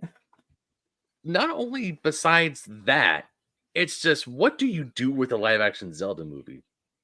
It's like, do you have a you take your own like original idea that Nintendo helps storyboard, or do you try to adapt one of the games? Because the big one that a lot of people are pointing to is Ocarina of Time. Like Yeah. whenever a Zelda property gets mentioned, 9 times out of 10, all the fingers point to Ocarina. So many people say Ocarina of Time is like the end all be all, the best Zelda game ever made. It's also the most interesting, and it deals with time travel. So that could be like, in terms of making a movie, that's the most interesting aspect of it, is to do the time travel like that way. I think Ocarina, it doesn't have to be exactly that, but I think Ocarina is the one to adapt if you're going to. You know what that'd be easier to do with? Animation. No, Yeah. yeah. Yeah, Here's the other exactly. thing, Ben, It's like as a person who like the Mario movie is a dull as shit story, but the way that they were able to bring in so much of the video games and pay respects to it and an homage, Mwah. whatever story you decide to adapt or some amalgamation of them, you can kind of have like a ton of Easter eggs and references and fun ways of navigating to be a celebration of Zelda across the board. Very easy to do in animation. Live action, I really doubt it. I really doubt it. I don't think it's going to be good. No, it is. It's going to take itself too shit. seriously. Yeah. Oh yeah. Even you look at stuff like on Zelda games right now, you would think that, oh wow, Nintendo really took themselves seriously with their Zelda games. Nah, not really. There are parts of the story. Tears of the Kingdom. Go watch the review. The link is down there. There are parts of the story where Ryan and I talked about in Tears of the Kingdom that does like pull your heartstrings. Take a shot every time I say emotional gut punch. I say that a frack ton a lot in that review. But there are good parts. There are good emotional beats in Zelda stories. But also there are funny bits. There are hilarious characters. Yeah, Zelda's goofy. Yeah, goofy. it is. You're flying with chickens. Yeah, you're flying with chickens. You have a species of Hyrule that literally eats rocks. They eat rocks. Their rocks look like meat on the bone, and they mine for it. It's stupid, and it's funny, and I love them. I think an audience in general is more willing to embrace the bright and colorful and fun aspects of Zelda. Yeah.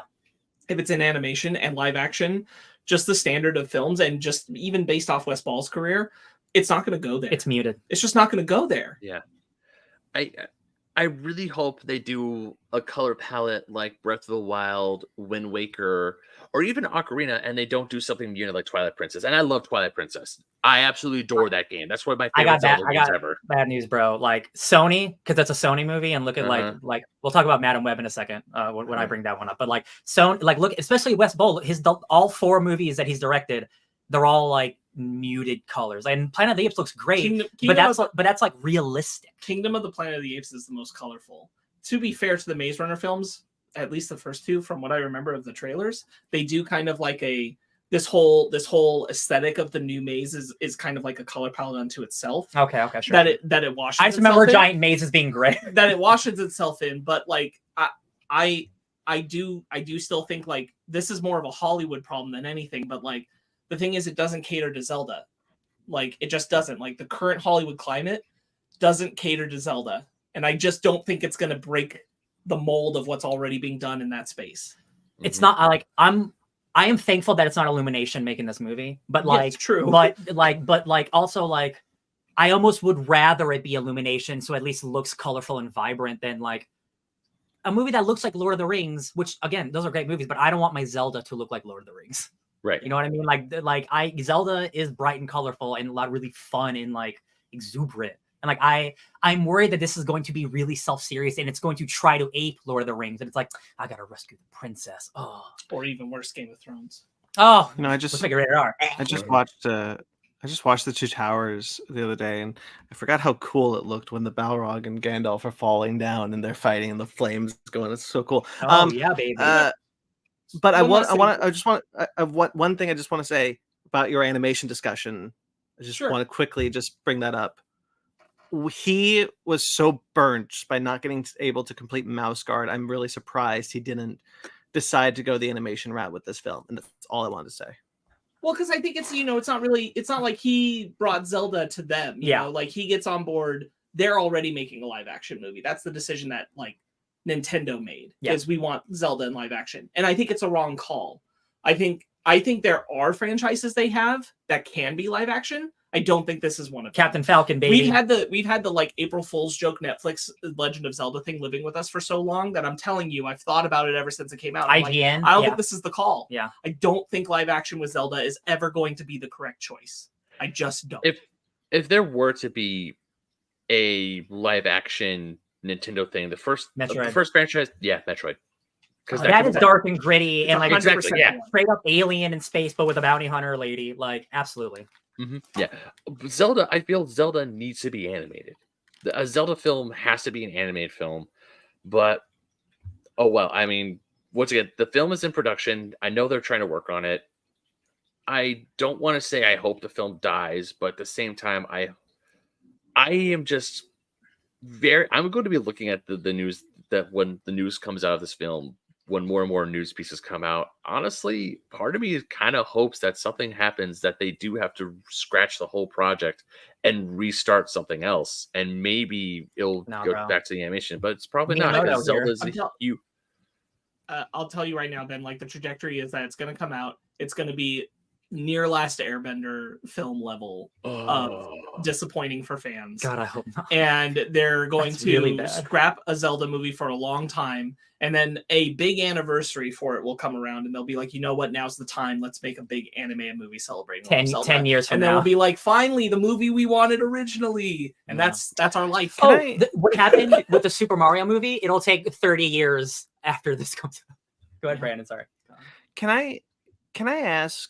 There's been a lot of doom and gloom here, and you guys are familiar with Zelda, and so you rightfully should be should voice. I'm just curious: is there a world where it is a colorful, vibrant live action film with a mute Link and it's good? Is that possible? In the multiverse, absolutely, there's a world. I am the most. I mean, in this world, in our world, no, I don't think so. I don't think so. You know why? And I'll tell you why. The celebration of Rings of Power was a lot less than Amazon hoped it would be. And that was colorful and bright fantasy. Yeah. And I think Hollywood still doesn't think that in live action works. And because of that, I think that pure aesthetic of what Zelda is at war with live action Hollywood as it is now. And there's just no climate right now where I see it doing what Zelda should be. Speed Racer. I would love if I was wrong. Speed Racer is we will never get another Speed Racer, like a movie like that, for as long as we live. And that's something we need for something like Zelda. And we absolutely will not get that. Absolutely not. For this joke, I have to remember something. Ben, do you like Speed Racer? It's been, when I first saw it, not really, but it's been years. All right, that's all I wanted to know. Well, Ben will be very happy then, because it's not Speed Racer.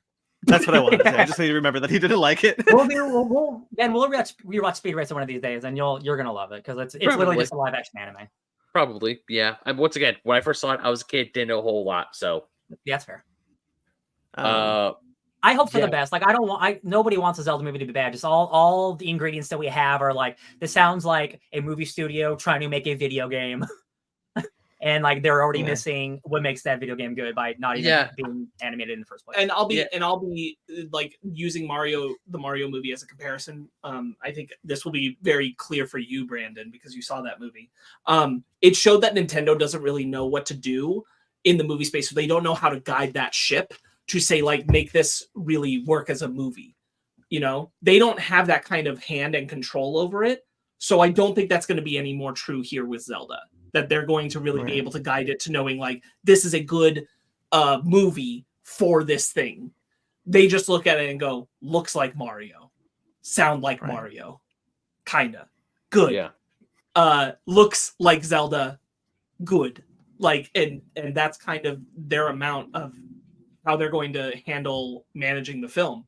And because of that, no, I have no anticipation that they're really going to do Zelda justice. Sure. Kingdom of Planet of the Apes looks awesome. We never got to talk about it because of the strikes, but it looks great. And I'm really excited for it. I'm very happy about that movie. What a glorious day! Yeah, I saw the trailer in front of the Marvels, and it looks great. Yeah, I'm pumped for that movie. Dr. Zaius. Dr. Zaius. I know. God, I'm so excited for that movie. All right. Next, who wants to bring up something next? Well, we have a lot of trailers, so I want to we can lead into the trailer stuff. Like, unless we have anything else to talk about that aren't. I mean, it's okay if we break it up too. We're not formatted. No, it's true. So I'm in Spider-Man corner, so we're gonna talk about Spider-Man for a little bit. I'm gonna end with Madam Web. I'm gonna start with that. I've read 120 issues of Spider-Man over the last 3 weeks. I am so enraptured with Spider-Man. It's not just because the game. I beat the game and the story's fine. But I needed more. So I went back to what I consider my favorite run, but I haven't read in over a decade. So from the year 2000 to the year 2007, J. Michael Straczynski wrote Spider-Man. Really great. A lot of issues. Out of all the arcs he wrote, there was only 2 bad arcs. One of them is not his fault because Joe Quesada made him break up Mary Jane with the devil because of the devil. One more day. It's awful. It's terrible. Another one is where oh, the Green Goblin had an affair with Gwen Stacy, Yes. and they had twins, and the twins grew up because of the Goblin formula, like super fast, and they try to kill Peter Parker because like they think he's the dad, and it's awful shit. But besides that, there's like 7 years of the best Spider-Man, the best modern Spider-Man besides Bendis, which I don't, because it's not 616, so I'm not going to count that because it's its own separate, beautiful one timeline. It's the best Spider-Man comic I think ever made. It's not just the best Spider-Man because it's Spider-Man dealing with New York City and dealing with crime in a really interesting way that I don't see a lot of modern books do, where Spider-Man puts a lot of criminals and a lot of poor people away. How does that affect the people in New York City? When you put some like teenage gangbanger away, what does that do to his little sister who he now leaves on the street? Spider-Man now, like, it is a very real book. It deals with real heavy topics. It is when Peter Parker becomes a teacher. This is guys, the regression of Spider-Man in both the MCU and in the comics is so insane. I can't believe it, because Peter Parker is never more realized in this comic. He gets back with Mary Jane. Mary Jane is a fully fledged character where she still gets to be an actress and a model, and like they don't look down on her because like that's like a job that no one wants to write about. He makes it compelling and interesting. And the dynamic of what do you do when like she's accepted he's Spider-Man and he still F's up all the time. She's like, no, this is the life that I chose. Like I am here beside you. It's beautiful. It's incredible. It introduces the spider totem stuff. And a lot of people are conflicted about this from 20 years on, even today, where Spider-Man is now part of a supernatural spiderweb universe, which turns into Spider-Verse. You know, now we've seen in the movies, like everything's connected. It's incredible stuff, man. It is a 7-year journey of Peter Parker getting attacked by all these different villains, and the person who's mentoring him turns out to be the one behind it all, but then he ends up sacrificing himself because he's learned so much from Peter Parker. It's beautiful. It is like what I want Spider-Man to be. Yeah. It's John Romita Jr. like at his best. He's so good. It's so incredible. And I read all that, and then I read a bunch of Madame Web stuff, and in the last couple of days, I've read a bunch more Madame Web stuff for no real reason at all. Can you guess why? But like Craven is involved, and like the Lizard is involved, and all this stuff. Can I just comment on Straczynski stuff? Please do it. I haven't read it in a very long time, and I did not read the entire run. But Straczynski is like my home of like main universe Spider-Man comics. Like outside of like getting attached with the Ultimate Spider-Man verse, Straczynski's run is where I gravitated towards like main universe Spider-Man. So that's very much like when I think of like main universe Spider-Man, that's what I think of. I think of Straczynski's Spider-Man. And like people are indifferent on Civil War, but like the Spider-Man section of Civil War is awesome because he starts with Tony being pro-registration, and his identity is revealed to the world. So Kingpin puts a hit on him and his family, and he gets Aunt May shot. And that makes him lose his mind. And then he eventually goes anti-registration, and he joins, Steve Rogers. And it's like, it is such an incredible arc. It's the best Peter Parker has been in literally like nothing is better in my opinion. But Madame Web is all involved in some of that stuff. So I read a bunch of Madame Web comics. Madame Web is really cool. There's a bunch of different Madame Webs. Oh, there's only 2. What am I talking about? But there's a bunch of different Spider Women, which brings me to Sony Pictures' Madame Web, a trailer that is lighting the world on fire because somehow Palpatine returned when my mom was murdered in the rainforest researching spiders when she died. Listen, y'all, I'm not going to say this is a great trailer. I'm not going to pretend, but I am really excited for it because it's a really poorly edited trailer. I want to highlight that. It is a poorly edited trailer. Like the cutting of it is absolutely really sloppy. And like this happens in trailers all the time, unfortunately, where like, dialogue is cut up to create sentences and stuff. But like the thing I am really excited about is this is basically Final Destination with a bunch of Spider Women. It looks really, the thing that I'm excited about it is it takes place in the early 2000s. So it looks like a 2000s movie on purpose, but it still doesn't look great. But like it's one fun excuse to give it. Oh, it looks like an early 2000s movie. It features Ezekiel Stane, who is like the main like guy brought into the J. Michael Straczynski run, but he's evil, so people are really confused. And I don't want to get into like the villain stuff in that run and blah blah blah. But like everything that this movie is giving me, it's incredibly exciting because it is branching the Spider-Man lore into such a big way that a lot of people just don't know about. When people think of Madame Web, they think of that old lady in the Spider-Man cartoon. And she's a lot more than that, like decades more than that. And especially all of these Spider-Women who a lot of people don't even know exist. Julia Carpenter and Anya Cotazone and Maddie Franklin. These are all really cool, important characters in the Spider-Man mythos that don't get explored a lot because they're women, let's be honest. And I'm really excited that this movie gets to exist. It is an entire female cast directed by a woman. I think it looks like an interesting time. Like, I think this trailer again, poorly edited. Yes. The content of it being a Final Destination, I can see the future and I can help change the battles, is a far more interesting approach to a movie than just A to B to C, like a Venom movie or a Morbius. So I'm not gonna say I have faith, but I'm gonna be there because I like to give movies like this a chance. Right. If I may, Ryan, just Yeah. real quick, I can see the future. Oh no! Okay, so this was the one that I was actually interested in. Like genuinely, I have zero interest in Morbius or Craven or whatever. I think Craven looks cool, but like Craven actually had a trailer that I thought was good. But I agree. Cool Yeah. action trailer. but I'm not disinterested in this film. My disinterest in early 2000s superhero films is there, and I don't give a shit about revisiting that era, even if it's meant to be done in the way. But this trailer really hurt this movie's chances for me because I was like, Sure. this is a bad trailer. Sure. Like one of the worst I've seen. And I was looking at this and I was like, oh yeah, Madam Web's got a lot of things that I'm really excited about. Like I really like the idea of doing these different Spider Women and doing this like time travel thing. And like, yeah, get weird. I want Sony to get weird. Yeah. But this trailer really hurt.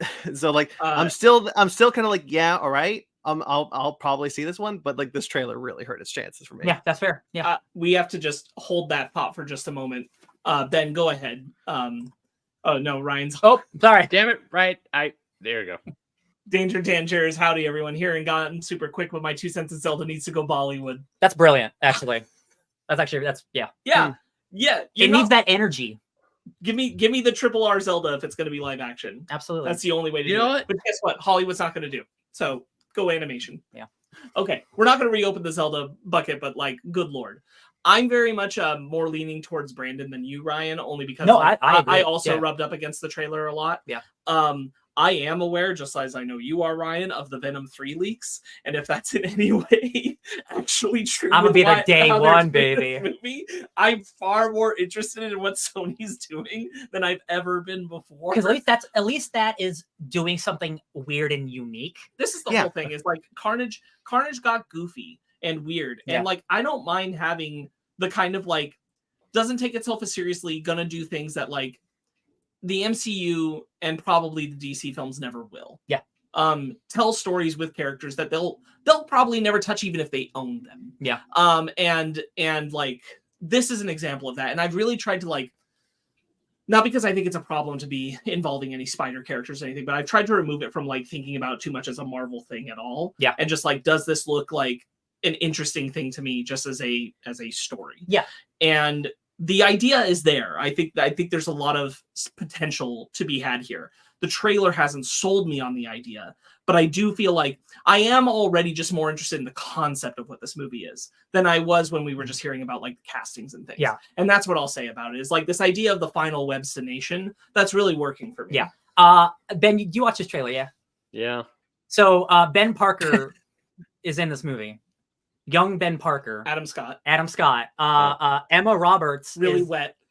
Yeah, wet Ben. Emma Roberts is not in the trailer, but she's in this movie as well. She's May Parker, his sister. Like the rumor is like that our villain is trying to stop Spider-Man from being born because Spider-Man is like the chosen totem, the chosen spider, and he's like the savior of the spider universe, right? Like, and like in Into the Spider-Verse, like it's very like Spider-Man is very important to the universe and stuff, right? So like he's trying to stop Peter Parker from being born, which also shifts Peter being born of Ben and May instead in this universe. Well, yes, it's a lot of weird shit is happening, but the fact that this is like, I'm trying to stop the Spider-Man from being born idea is wicked. And again, no spoilers in case this is real, but Venom 3 ties into this in an incredibly weird way. And like, again, bad trailer. I am so excited for what like the outcome of this will be. See, that's the thing. If the thing is real. By the way, you said May is Ben's sister. I think you meant wife. Yes. Sorry, right. Yes. Yeah. Sorry. Yeah. So like, I'm thinking like, if you want to get weird, yeah, I'm there. I don't give a shit because like I want weird Spider-Man movies because like I don't want Sinister Six that has Michael Keaton, Morbius, and Craven. I don't know. What would they do? We got a Sinister Six movie. It's called No Way Home. Like, I don't want that. I don't care about that. Yeah. I want weird. And that if the leaks are true, if a lot of what the speculation and the things are true about this film, and this and what they're doing in this trailer, they can pull it off, and it's weird and interesting. I'm there, man. You've sold me, because like my biggest problem with Venom, the first Venom, and I did not see Morbius, so I'm only saying what I was disinterested in through the trailer and what I had heard. So I'm not putting judgment on the film itself. Is that I don't want to see just a boring ass mid 2000s superhero film. I saw a bunch of those. I'm good. Absolutely. I want to see something weird and goofy and interesting, and that's why I like Let There Be Carnage, and that's why I'm interested in Madam Web. Yes, and that's why, again, bringing it back to the Zelda conversation real quick, Sony's making Zelda. All of these Sony Spider-Man movies are kind of bland looking. Even the one, like, even Let There Be Carnage, which I like, is very like, you know, muted. So like that's just their aesthetic, and like it's not an aesthetic I like. I won't 100% agree with that, because at the same time we have things like Jumanji, which I don't think sure. No, but that's Sony. But that's Sony, and Yeah. I'm saying like West I'm Ball. talking about all the Spider-Man stuff that we've got. Yeah. West Ball isn't trapped into that. Yeah. So in terms of the Zelda thing, like, but I hear you. Sure. I hear you. And like, yeah, there are some aesthetic things about this. Visually, this doesn't. The biggest ding I think on this is I think even if it was a well cut trailer, I don't know that it's visually a really engaging looking movie.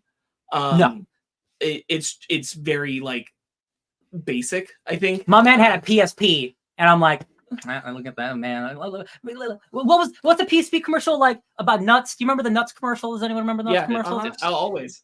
Yeah. It's a nut you can play outside. It's a nut you can play outside. Oh, marketing! I love the mid 2000s, baby. Yeah, like. I think of all the trailers we've gotten, like, you know, Morbius, which is not a great movie. I like that Craven trailer just being a cool action trailer. Like, this is not a good trailer, but the contents of it, I think some of the action looks good. I like the Spider-Man suit, the dark evil Spider-Man. Yeah, outfit. I think it looks cool. Yeah, and the fact that, again, like, Ezekiel Stane, who is like the guy in this, and the dude in the suit and wearing no shoes, that's his look in the comics.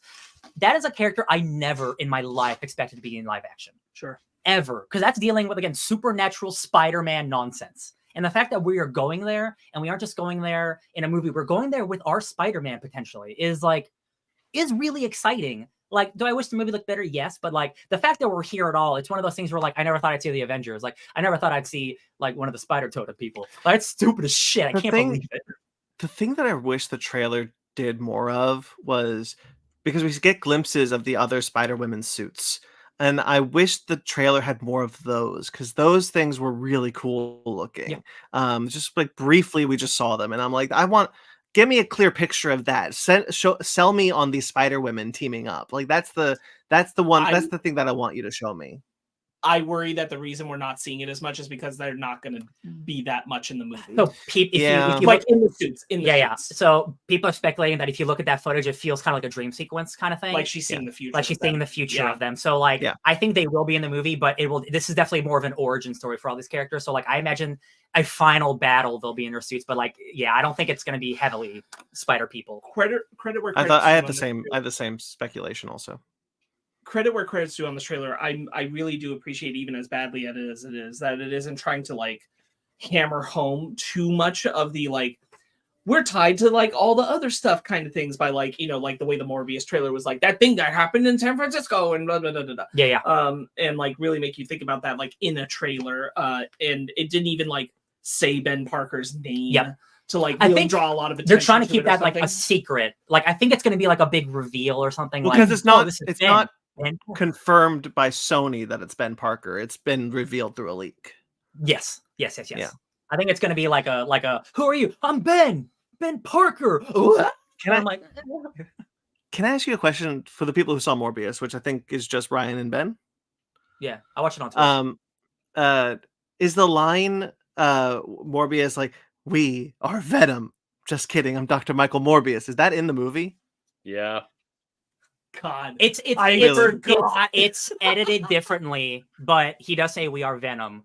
He doesn't say I'm Dr. Michael Morbius. Nice to meet you. He doesn't say that. That was a trailer edit. But he does say we are Venom. I'm just kidding, man. That's me, Dr. Michael Morbius. Yeah, that like half of the shitty line was removed, but it still got that first shitty part. That's funny. All right. Anyway, you're I got talking one about more Marvel Comics.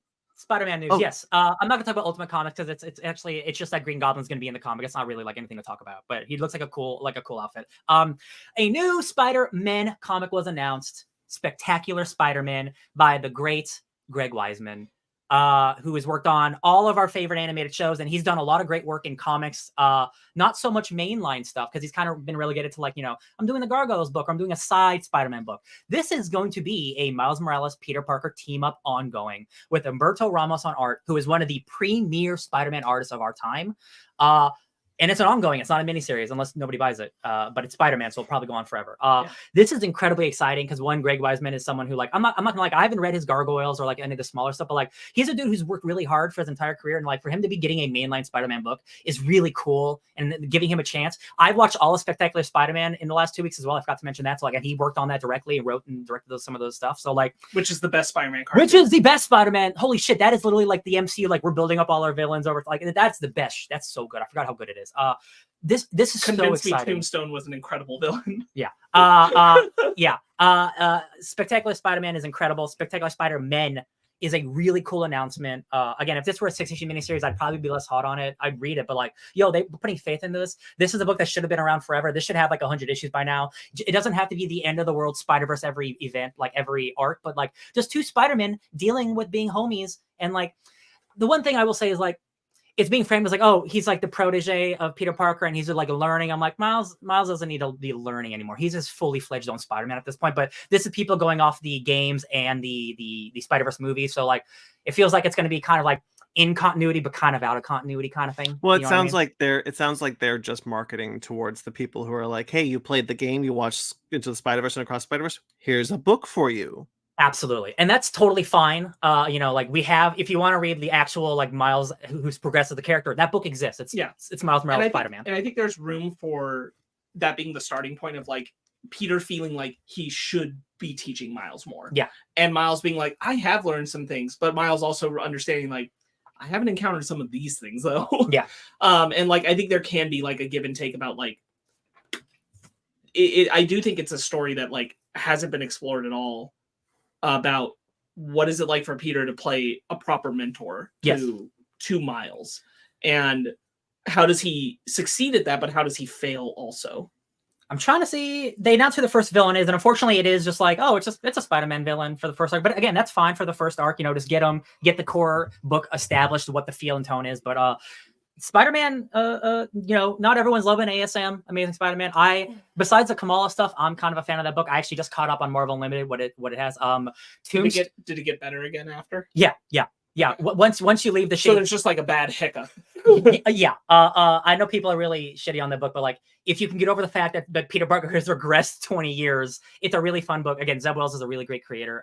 The latest arc is Tombstone's daughter's getting married to Robbie Robertson's son, and Tombstone is making all of the villains go to the wedding. So it's just a bunch of villains at a wedding, like really uncomfortable. Like, I just want to like rob all these people. It's really fun. It's really great. Madam Mask is there, an Iron Man villain who I really like. So like, Spider-Man is not in the greatest place in the comics, but this book and Ultimate Comics Spider-Man, which is coming out next year, these are both coming out next year, seem like a really great, Spider-Man's going to be in a really good spot in a couple months. So I'm excited. You Spider-Man talked about, because you talked about Greg Weisman and you said he's been writing Gargoyles comics. He's been writing great Gargoyles comics, I have to say. I believe it. They are actually like, I'm not saying that they're as good as the show, because the show is a combination of various writers with voice actors and animations and blah, blah, blah. And it's just kind of like a perfect creation. But like, the comic has been a wonderful surprise and worthy successor to the show. Love it. Since we're in Spider-Man stuff, Ben, why don't you tell us about finishing Miles Morales? Oh yeah. So I don't really have a whole lot to say about Miles Morales, other than it was fun. I really enjoyed it. I liked the story, and it was that great Spider-Man gameplay that made me fall in love with the first game.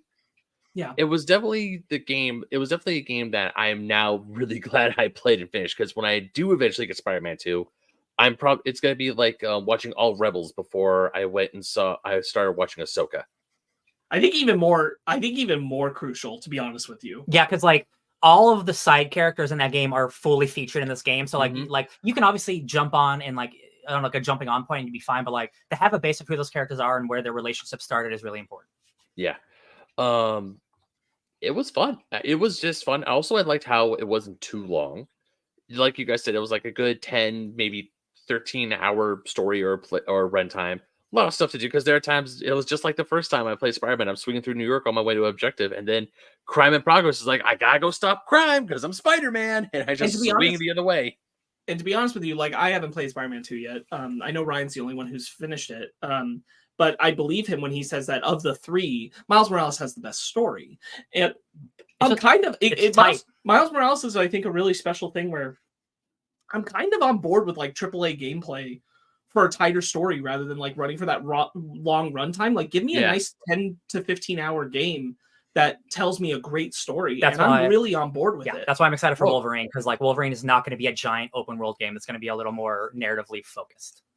Oh yeah, and actually, I agree with Sparks because the whole time I was playing Spider-Man, I wanted to play Spider-Man because I wanted to do the story. I didn't because when I was playing the original Spider-Man, the original PS4 Spider-Man, I was definitely doing a lot of side quest stuff, and then I got all the side quest stuff, and then when I went to do story stuff, this one I was like, do I really want to try? Do I really want to see how good of a gamer I am and start doing the main story stuff and not do the side quests so I could get some upgrades or whatever?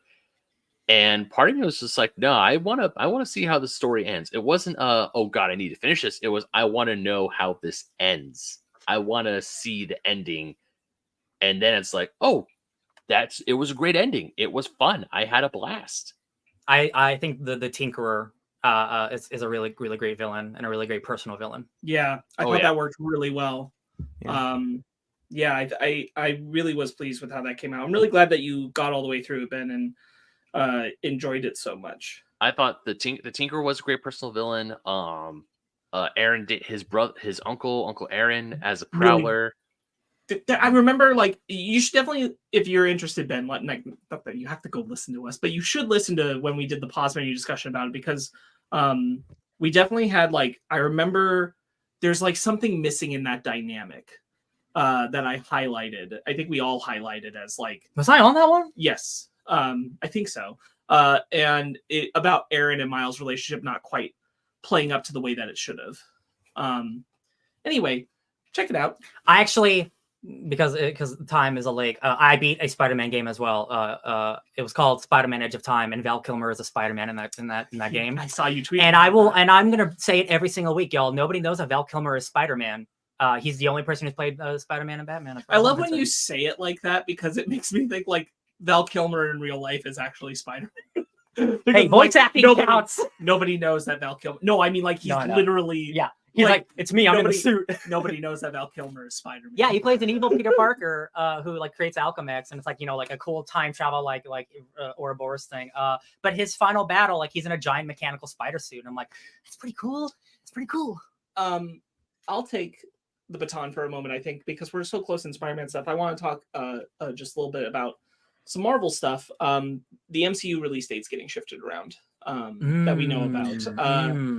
So I got it right here. So let's just do a quick refresh. So what's going on now? Movies is that let's just focus on the movies. Deadpool is our only MCU movie. Deadpool 3, July next year, and then after that, it's Captain America in 2025 in February, Fantastic Four May 2025, Thunderbolts July 2025, and Blade November 2025.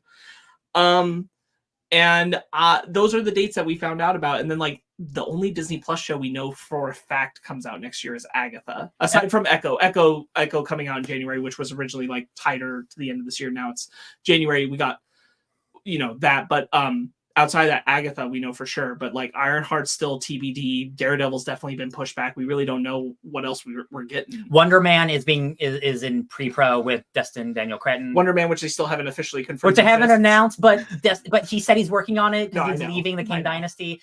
Just announce that show. What are you guys doing? Yeah, it's so weird. You have the entire cast. And I saw this, and like, I'm all for the reshoots. We know there's reshoots happening for Captain America 4, and I don't think there's a problem with that. Like, there's no problem. Always happens. Like make the movie better. my main question, and it really does come down to Captain America 4, I think. Do you guys think this has pushed things too far back? No. And I'll put it this way. Captain America 4 is the one that concerns me, because I think what's happened now, just currently, it doesn't really matter. Like, people will change their minds about the MCU as things come and go. But I do worry about public goodwill, in the sense that I think right now everyone's acknowledging the MCU is at a pivot point. But because they're about to have nearly a year gap at the cinema, outside of Deadpool 3, which is like kind of its own thing. That movie will make $1 billion coming to the MCU, and it's a safe bet anyway. Yeah. That everyone's gonna give like benefit of the doubt. I don't think Captain America 4, even with the reshoots, is necessarily benefiting from the changes in mind and perspective that they've had. Now, that's not me saying that it's a bad movie on arrival, but if it is still suffering from the same problems, I think people will be at the point where they're going in 2025, anticipating this is the MCU making the changes, trying to strive better, pivoting from all the things that the Variety article and a whole bunch of other things have made the public now think about the MCU. And I wonder how that's going to play out in the terms of the public sphere and their reaction to it, if it feels like more of the same and not the change point for the MCU, because it is such a delay. My thinking is this. I really don't know how to answer this question, but I think 4 movies in 2025 is too much. I think one of those movies needs to move. Come back after the year hiatus with 3, and I think you got a pretty solid year. I hope for 3 solid movies. I think, like, honestly, like, Captain America can't be that far behind. I would bump it up to December. Honestly. Sure. Like, December blockbuster movies do well, and they don't have a lot of competition in December. Well, it depends if there's an Avatar movie that year. It's not 2024. Wait, is Avatar 2024 now? The only competition it would have if it bumped up to December currently, although it still could get pushed back, would be Sonic the Hedgehog 3. Let's do it. Yeah. But I'm just saying, like, I agree with you, Brandon. Like, I do think 4 MCU movies, especially if Captain America doesn't hit because it's the first one coming out, I do feel like that's maybe overloading, even with the year gap. Obviously, like, they're trying to work on the production schedules and things, and like they are doing reshoots for 4, but I'm just like, I don't think there's any world where 4 couldn't come out just in next year, just to give a little bit more spaced out and give this sense of, like, I'll tell you what, not such a huge gap. Like, Dune just got pushed up a couple months. So like, now that the strike is over, I don't see Disney moving anything forward. But like, it's not like, I think they could, yeah. Like, if you're able to get those reshoots done, like 2025 is a long time. It's really far. Like it's like the movie's gonna come on like a year and like 5 months. Like, that movie will be done before then. They could push it, and I think that would be a good idea. I don't think they will. I think a movie like Captain America 4, where you have Harrison Ford being a Hulk man, and you have Captain America Falcon, who people like, people like Anthony Mackie. Right. I think regardless, like, the movie could be bad, but just on that premise alone, I think people will see that movie. Like, people like Captain America. I think that movie will do well. Thunderbolts, I don't know if people care about Thunderbolts. I don't know if people care about what are the other ones? Fantastic Four. People care about that shit. Oh, absolutely. And Blade. They can't figure out a way to have fight vampires for some reason. The easiest movie ever made. So like, I wouldn't be surprised if that movie gets pushed another 5 months. So like, I was just curious to kind of gauge how you guys were feeling about, because I don't think it's an us problem. Like, we understand, and we give a lot more grace because of our familiarity and how we keep up with this stuff. From a purely, like, thinking about the average consumer who's had like bad faith stuff about the MCU thrown down their gullet this year, if I'm that person and I see a basic year gap at the cinema, aside from Deadpool 3, which as an average person probably wouldn't even consider a true MCU film until I see it. Yeah. I would probably be anticipating something fresh and new when it comes back to the cinema in such a big way with Captain America 4. And I'm not convinced Captain America 4 will be that fresh and new that audiences will want.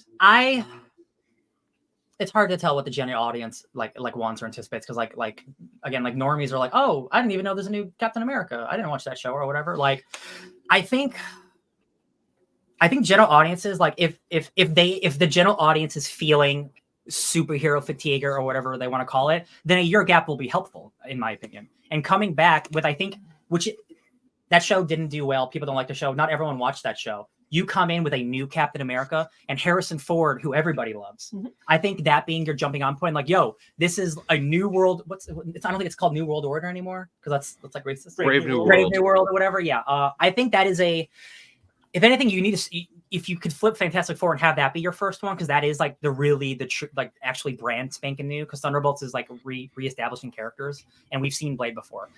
So like, I think a new Fantastic Four. I can't say Blade. We've seen Blade. We've heard his voice in the Eternals, which I don't think counts. I think if you started with Fantastic Four in that year, that would be like, wow, the MCU is quote unquote back. Look at these brand new characters. Wow, it's Pedro. Amazing. I have a little more faith in Captain America 4 for the general audience because, again, like, people love Harrison Ford. And I think people like Captain America as an idea and as like a character, even if it's a new person.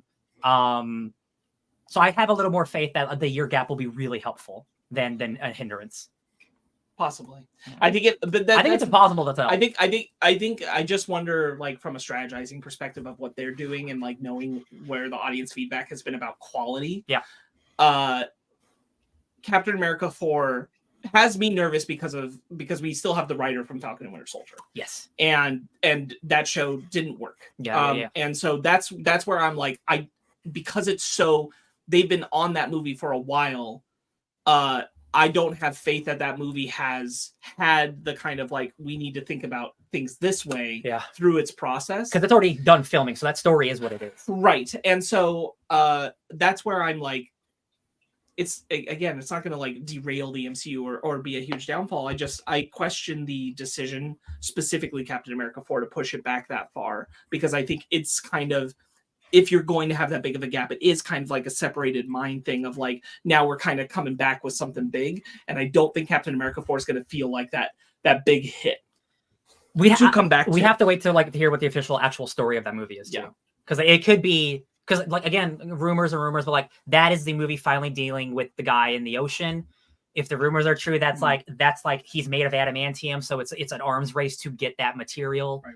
And bringing the governments involved in Captain America. So, like, if all that's true, that is, I think, a big enough joust for the general audience. But we'd have to wait for an official story synopsis. I think the thing is, like, it's so difficult at this point to see what the general audience is going to be interested in.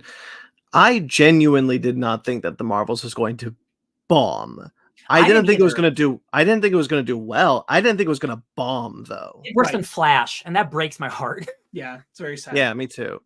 So, like, I honestly can't take a temperature of what the general audience is interested in right now. And Guardians did really well, and people really like Loki. So, like, it's like, I think it's so weird. I think the Forbes write-up about the MCU that they did kind of in response to the Variety article and said, like, let's take a real temperature check on how the MCU is doing, because it's not as dire as Variety wants you to think. Yeah. Which is true. And it looks at it from a money perspective, and I think it's very accurate of, like, even with the Marvels bombing, Ant-Man. someone pointed out, they're like, yeah, the Marvels is going to make less money in a still $1 billion franchise if you just look at Captain Marvel. Absolutely. And like, I understand how, like, those things kind of wash away and they're not as dire as people want to blow them up to be. And I think that's a very good write-up about, like, what that is. And I do feel like we all agree, like, superhero fatigue is not a real thing. It's sensationalized for clicks. But what I do think is there is just a thirst for the quality to rise. And I think part of that superhero fatigue narrative is detrimental to how general audiences will feel come 2025, because we also only have one Warner Brothers movie next year, which is the Joker sequel. That's it. And then in 2025 we ramp up the DC stuff as well. Yep. So it's 4 MCU movies, whatever amount of Disney Plus shows they're going to throw at us. Yep. And those DC projects. Superman. So, like, it's gonna hit a big thing at that point. So I'm really, it's just a weird moment to be in, I think. The thing for the trajectory of these movies. Yeah. The thing that I don't want to see, though, is come 2025 with Marvel and DC, is for someone who's just looking at spreadsheets to do the same thing that happened the year after COVID started, when we had WandaVision, Black Widow, Falcon Winter Soldier, blah blah blah blah blah blah blah. All these projects in a year really was detrimental to audiences. It was detrimental to me, and I like doing this. So like, I don't want to see the same thing happen in 2025 with all these pushbacks and all these things being like, okay, we got to hit subscriber growth, we got to hit monthly quotas, we got to hit quarterly quotas. Let's front load everything. Let's get it all out. I want someone who would actually I want Marvel to be conscious of this and be like, okay, let's actually make this manageable. Let's move things around to make this so we're not front loading, we're not overloading people, we're giving them something that they are excited about in a good amount of time. Yeah, I'm fine with 4 movies a year, but I do think you probably should spread them out a little bit more. But it does give me some faith that all of these movies got pushed, so all of them are hopefully going to be worked on, because like we know that they're trying to they're doing more quality check now than before. This is why I say Captain America 4 is the one that makes me nervous and that I feel like should be pulled back. Yeah, is because that story was done in this like kind of before we're acknowledging quality needs to be managed better phase. And that's why I'm like, I don't know, because that's the only one that's actually been shot. Right. And I would kind of try to pull Captain America 4 back from the brink of like being considered on the same level as those other projects. I'll tell you what, if that movie gets edited to shit like the Marvels did, but the Marvels turns out to be a good movie, then that's fine. Like if you have to cut some of the stuff that doesn't work to make a more streamlined movie, that's honestly probably for the best. Not every movie needs to be a 2.5 hour epic. Right. Like even though it is a Captain America movie, like it can't just be, oh, I'm fighting Harrison Ford, he's big and red. We still have a lot of trailers and stuff to get to. Yeah. So I only have one other thing I want to touch on with this, which is right now it's those 4 movies, and then the year after, the only other thing that has a set MCU film date is Kang Dynasty in 2026. Nope. And then the following year, Secret Wars. And like I think we all got to acknowledge that we know for a fact those cannot possibly stay. But what I wanted to interject here is I do think like we've hit a point now where now it feels like it's been too long since we saw someone like Shang-Chi. Now it feels like it's been too long since we saw some of the new heroes that have been given to us in this new phase. I think they know that too. And I think Kang Dynasty can't be the first time we see those characters again now. We're too deep in a sense. And this is me getting back on the agenda of like, we need that smaller level Avengers film to fill the Kang Dynasty space now and push Kang Dynasty and Secret Wars back. Unless you're going to make Kang Dynasty that smaller level Avengers film, which I know sounds weird, but no, you can do it. But if you made like that focus of a smaller, like Ultron-esque Kang film, it's his initial invasion of Earth, and he underestimates the hero to wrap up the Kang stuff, and then Secret Wars becomes a 2-parter that you push further back. Yeah, which makes more sense to me personally. Shang-Chi 2 is happening now. Like whether it has no set date. But like if Simu Liu's on Twitter saying I'm back, baby, then then the movie will eventually come out. It will. It shouldn't take 5 years for all these characters to get sequels, but like that is just the nature of this. You know, I don't want to see Doctor Strange 3 in 2045. You weren't part of the conversation that we had for the Marvels review, but one of the things we talked about is that I think the MCU at this point needs to start having more, not every project, but more. We're going to bring characters together so we get more appearances of them more rapidly. A Marvel situation where we're telling stories like that. And I'm like, put Simu Liu and Doctor Strange in a movie together and have them do a story that works for both. There's of no them, reason something like that. Captain America Sam Wilson can't show up in Shang-Chi for a fight, and you're like, hey, I heard you need help. Like that's what comics do all the effing time, all the time. It's what comics are the bread and butter of comic books, is hanging out with your homies. It's so weird to be here after, if you guys remember our initial talk about when they first announced the long phase, the phase 5 and 6 plans, all that thing at Comic-Con, and I just remember thinking to myself even then that like it was, you've done something wrong. These phases are not well structured. The gaps were too short. Next year we would have had Kang Dynasty pretty much. That's incredibly crazy. I knew that was a mistake. Oh yeah, we were gonna have Kang Dynasty and Secret Wars, and like I knew that was a mistake. And I was like, you've done too many projects, and you don't. Where are the I remember thinking, where is Shang-Chi 2? Where are the sequels? Where are the season 2s? What are we doing here? The phase 4, 5, and 6, in my opinion, were so badly structured, and I even knew it then, that I'm really hoping that I don't care if the phases are in flux right now. I don't care what's in flux right now. I want to see the mistakes rectified. I want to see that smaller level Avengers film. I want to see those sequels appear. I want to see things pop up on the schedule that weren't supposed to be there. It's slowly starting to feel like that. Even though, again, like four movies in 2025 like might be a lot, but like that does feel like, we're not going to release, like if they're not ready, then we're not going to release it, because we don't. Secret Invasion really was, I think, the linchpin for this. Like, this is critically bad. Nobody wants to watch it. No, it's one of the lowest viewed shows of our run. As we've said before, it's a very big ship. It takes a lot to turn it. Yeah. And it takes a lot of time to react. So we're still in that, and like they were reacting to things even before Secret Invasion clearly went off the rails. So we're still going to be seeing delayed reaction even to that in the product that we get. Word. But I think something that really stands out to me about that and like the lineup is that like King Dynasty can't possibly be what it is unless it's going to be that smaller level thing. But it can't be the big thing that they were saying it was originally, if that is to be the Avengers film there. Because I think we truly, this is the other key point. Whatever they're going to do for their big Secret Wars buildup, probably a two-part thing, like as we suspect in King Dynasty was kind of a lead-in for it. That cannot be the first time a bunch of these characters meet each other. It just can't. Like, Shang-Chi can't work with Shuri as the Black Panther and Sam Wilson as Captain America, along with some of the young Avengers showing up and She-Hulk for the first time. It just can't be the first time that all of those people. It's not. We have that Carnival Cruise. No, that's not real. What do you mean? It can't be the first time that these characters all are side by side with each other. You need the coming together. This is how we have a team that establishes that dynamic and then take them into the big event film. Yeah. Okay, enough about that. Ben. Oh wait, sorry, Ben. I want to hear what you have to say. He has many thoughts. Go, 10 minutes on this, Ben. On the clock. I was going to say, let's talk about Castlevania for a second.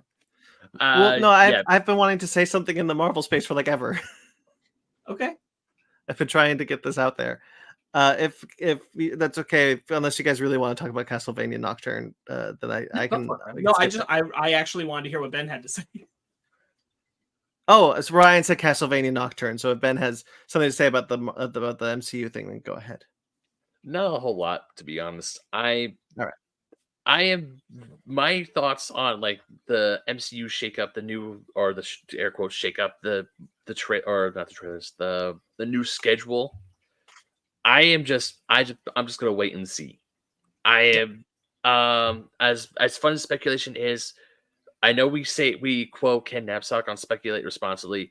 At this point, there's just too many variables. There's too many things that can go up, sideways. It could go right. It could go wrong. I am just like, okay, they have a air quotes plan. We all know plans change. We all know plans can shift because of outside forces and outside coincidence or influences. I'm just like, you know what? If they did do it, they do it. I am just like, I really don't have a whole lot because I'm just going to wait and see. I'm just going to bide my time. Sure. And then when something comes up or something is shown, then I'll probably have something to say. But other than that, I'm just like, you do what you do. You do you, boo-boo. Mm-hmm. All right. About what? Oh, I thought you wanted to say something about Marvel. You've been trying to get it out. Yeah, I was saying that. Okay. Sorry. Good. I mean, now I don't really want to.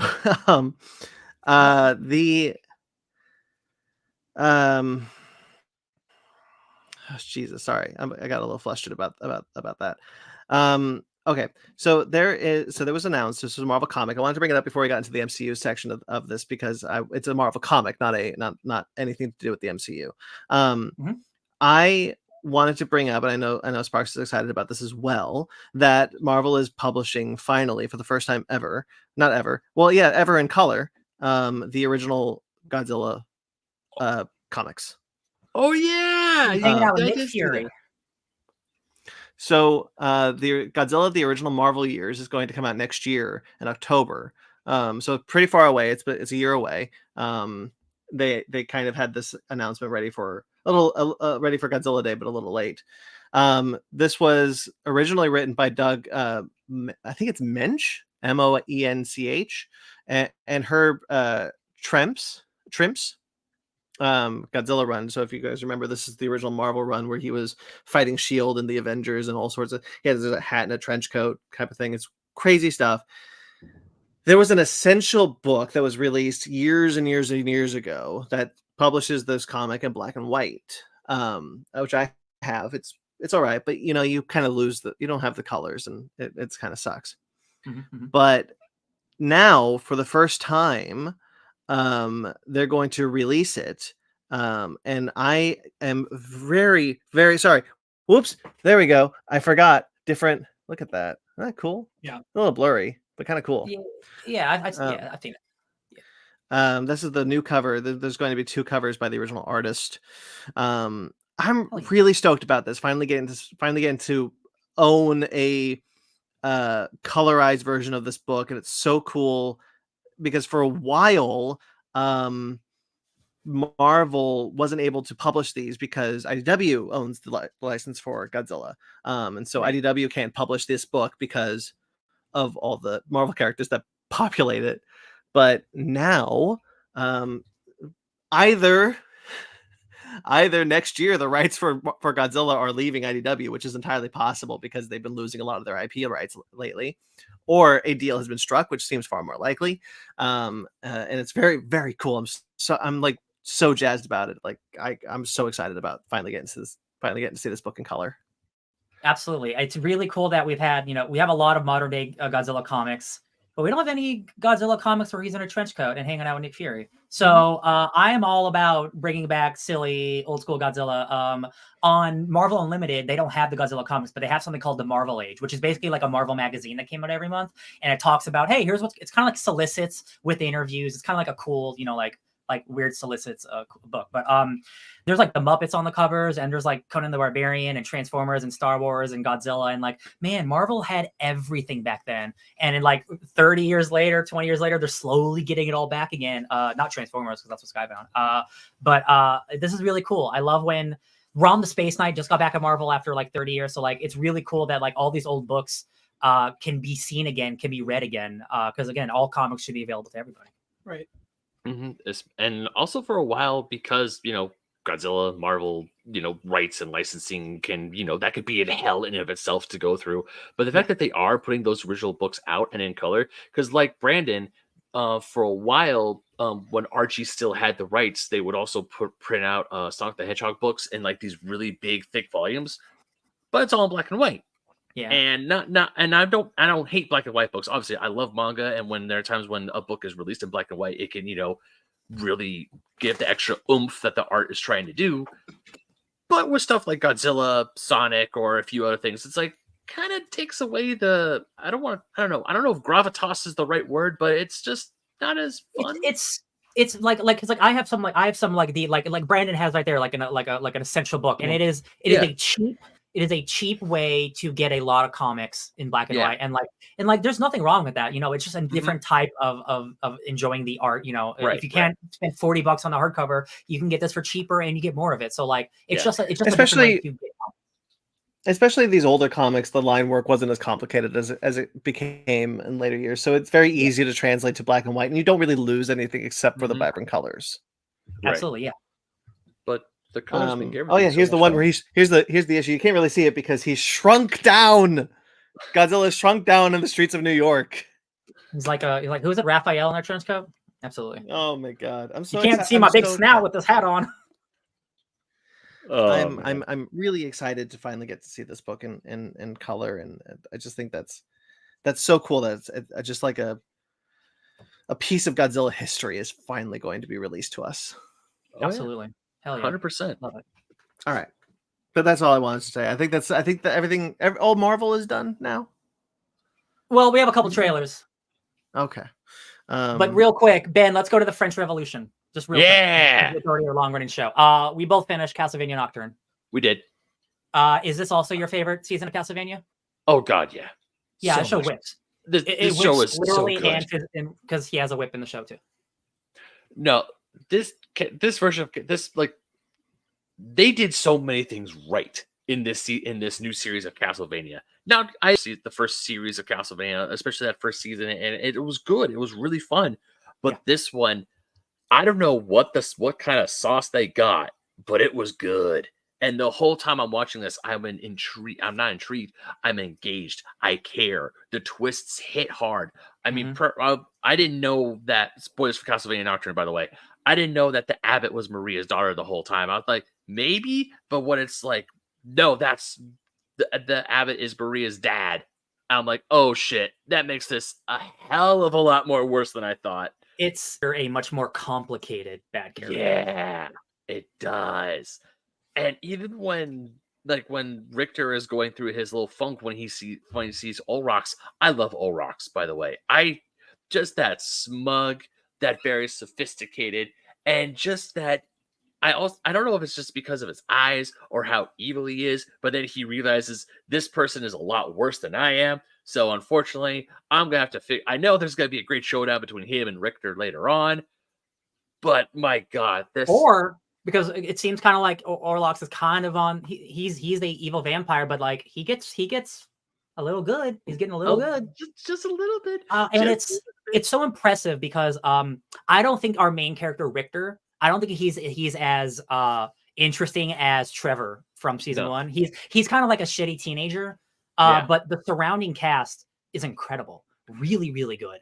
And our villains, I don't think anything will top Dracula. Like Vlad Tepes. Like that dude rules. But having Elizabeth Bathory, who's a real life Hungarian serial killer who bathed in the blood of children, making her our new villain, and she's actually a vampire who's trying to transcend into become a god.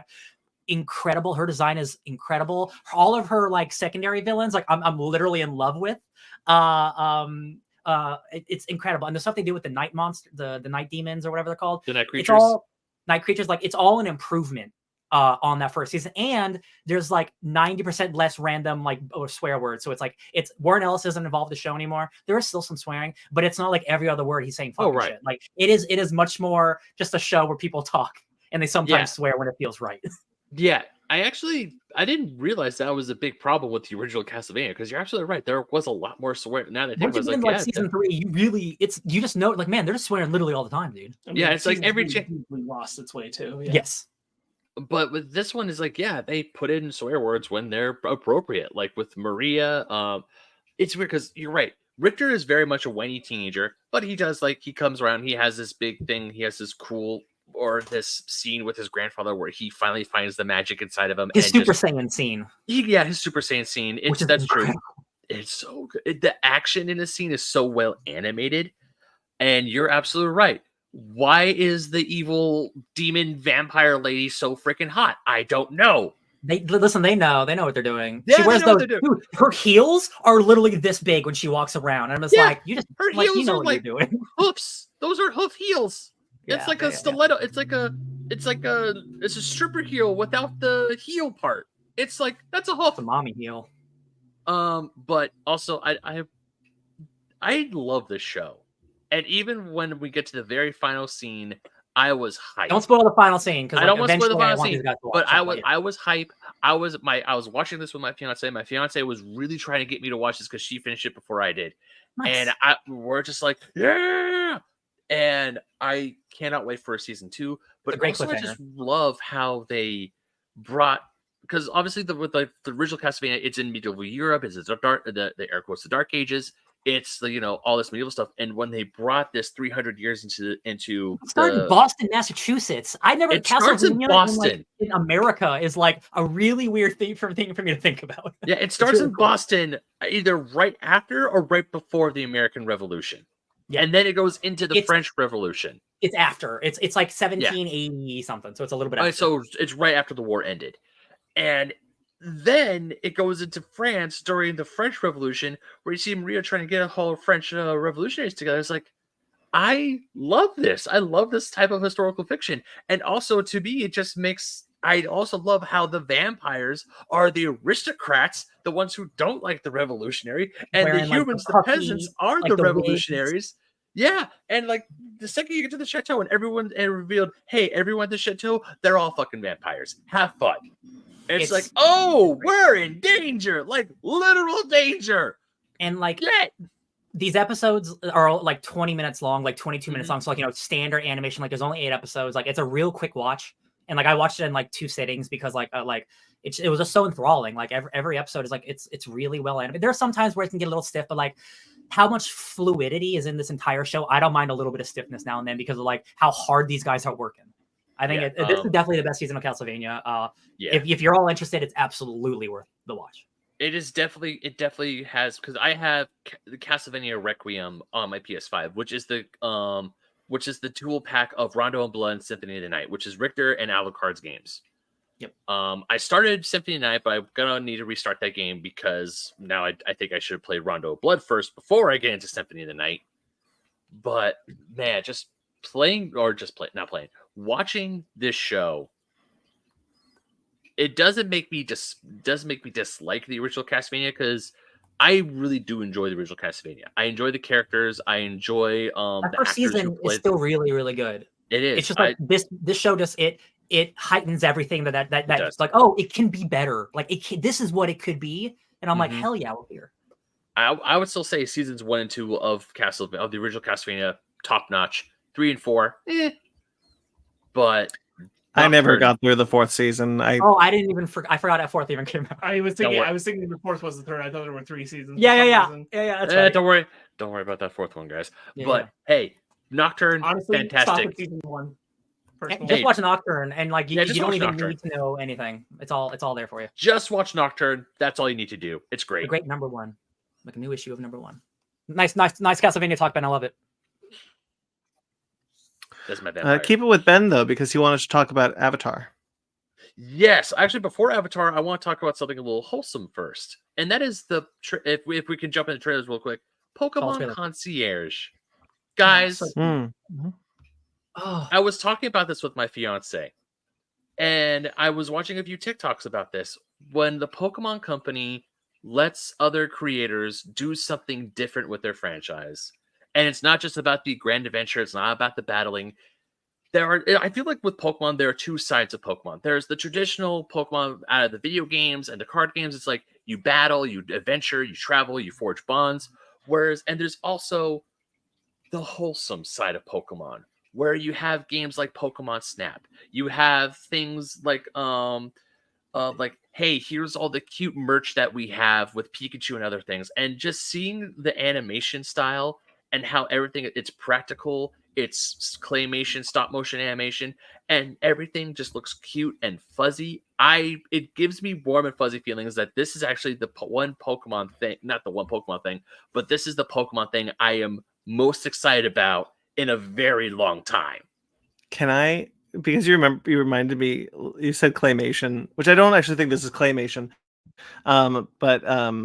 Did you guys see today that Aardman is running out of clay? They don't have enough clay for the next Wallace and Gromit because these clay company they get their supplies from went out of business. Bummer. Oh, no. Isn't that wild? We need more clay. That's tough. Clay making. Ben already pretty much hit my point, but all I'll really say about this is that it's Pokemon Snap the show, and I love it. Yeah. It looks really good. I'm not really a Pokemon guy, so I wasn't really going to say much about it, but I decided to watch the trailer, and I really liked it. I thought this was a really good trailer, and I really loved the stop motion animation. I love how all the Pokemon look. I was really engaged with this. Going back to when a Pokemon show was announced for Netflix, this is not what I thought we were going to get. No, and I'm really, really happy with it. Yes. Well, super wholesome. I think they're still working on a live action film, a live action series. But yeah, this is really cool. I feel that with this one, I don't want to say that Pokemon Concierge is a gateway to Pokemon, because I don't think there is a really good gateway. Or when I say a good gateway, it's pretty much like if you want to get into Pokemon, literally just go. Just like jump in. It's not like, oh, you have to start here, then build your way up. There's none of that. All the games are the same. Pick any of them. Exactly, yeah. It's just like different. It's like, oh, what Pokemon do you think look cooler, essentially? But with Concierge, it definitely gives that Animal Crossing relaxed vibes, if that makes sense. This feels like Animal Crossing Pokemon, but it's a television show. And the whole time I'm watching this, I got this great warm and fuzzy feeling inside of me that I'm just like, this is nice. it gives you a good sense of calm and relax. Whereas like with other Pokemon shows, it's not always high octane action or hype moments like in the very last episode when Ash won, where you hear the original theme song. But this is just like, this is also what Pokemon can be. It's because in the games and the other things, they say people keep Pokemon as pets, or it's like they live with Pokemon. They're not used to fight all the time. It's like, this is where Pokemon can go to relax, and this is where I can go relax, and I am so Pokemon ready to watch this. Doesn't just have to be cockfighting. It could be just hanging out with pets. I will say that, and it could just be a trailer thing, but I don't think it is. I think it's going to be a show thing. I might have to watch this one in Japanese because the dub with the animation just throws me off. Even though Karen Fukuhara is like really charming and stuff. Yeah, with the expressions and the expressions aren't matching the voices for me. And it's partially just the way that it's lining up with the mouths, but I'm like, I don't know that this is one I'm going to be able to do in the dub. Right. I mean, I might watch it twice because it's probably not going to help me any much because I am learning Japanese, but I want to watch this both in dub and sub. But yeah, this show looks amazing and wholesome and adorable. And thank you guys for letting me rant about it, because I think we should all watch the show, and I think this will be a good, relaxing show to just sit back and enjoy. I'm gonna watch it. Yeah. Looks very charming. All right, Avatar. Yeah. Oh, are you excited then? So, I know that I should still stay cautiously optimistic, but just from the looks of the trailer, how everyone, even when I saw the stills, how everyone looks, holy shit, they freaking nailed it. This is everything that Shyamalan could not deliver. And just by the way they look, how Appa looks CGI, the way Momo looks, the little bending that we saw, and I can't remember his name, but the gentleman from Kim's Convenience in Star Wars, Appa from Kim's Convenience, how he looks just like Uncle Iroh. He looks so good. Just by looks alone, the aesthetic. I am ready. I am excited. I'm still staying cautiously optimistic, but looks alone, this looks fantastic. They ripped the show off of Nickelodeon and they made it live action. I'm mostly with you. I agree. I think this is this is my Legend of Zelda that you guys were talking about. How when you guys were saying that like Legend of Zelda, a live action Legend of Zelda would not be as colorful as what you'd hope for. This is that for me. It's not. I don't see we've said it before. There's really no reason to make Avatar live action. It's a very beautiful animated show. It works really cool. If you're just going to do the same thing but with less interesting visuals, I'm less excited than I wish I was. I am kind of in Brandon's camp. When I saw the trailer, I wanted it to make me more hype. I can acknowledge that I think they've captured a lot more accurately what the aesthetic is. Which is basically like, congratulations, you cleared the low bar Shyamalan couldn't.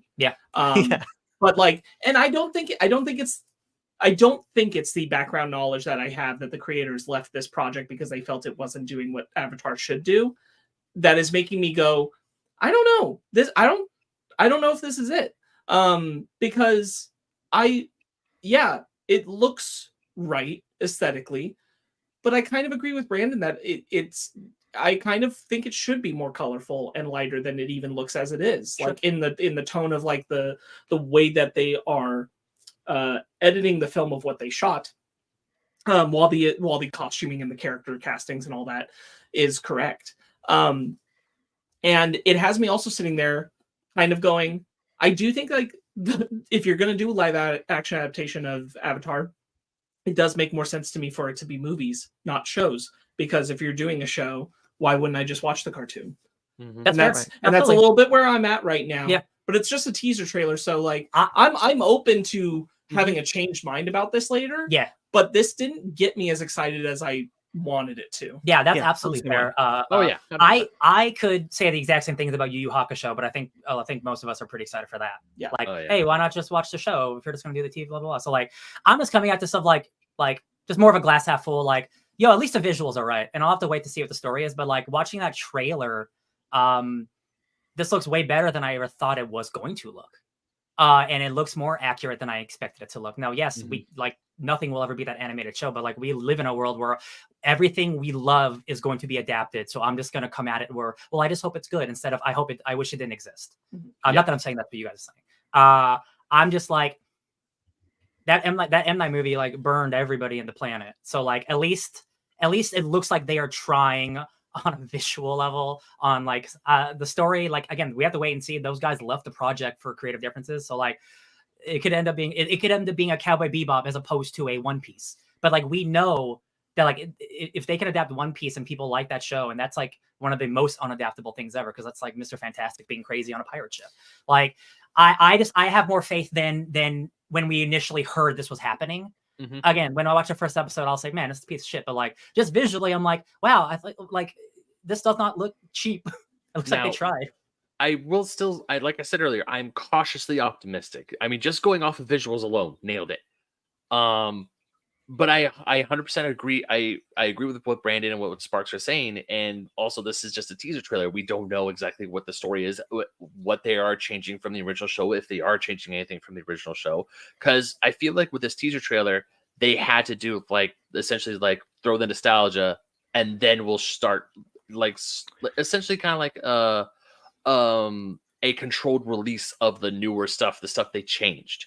Absolutely. Because with something like with the series like Avatar with Last Airbender, I feel like they have to be like, given the nostalgia hit first, and then we'll go into the newer stuff. See, that's my fear with this.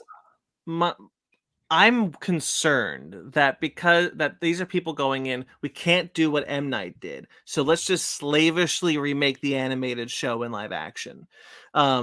That's why I'm fearful. So if you're just going to give me the same show but live action, and so therefore it looks less visually interesting, I'm not really that excited for it. Yeah. People, I've not seen One Piece, but from what I can gather, people like One Piece because it's a good, colorful adaptation that doesn't slavishly hold to the plot beats of the animated show. It is allowed to explore its own things. Now, again, I can't speak to the validity of that, but that's just what I've heard. Right.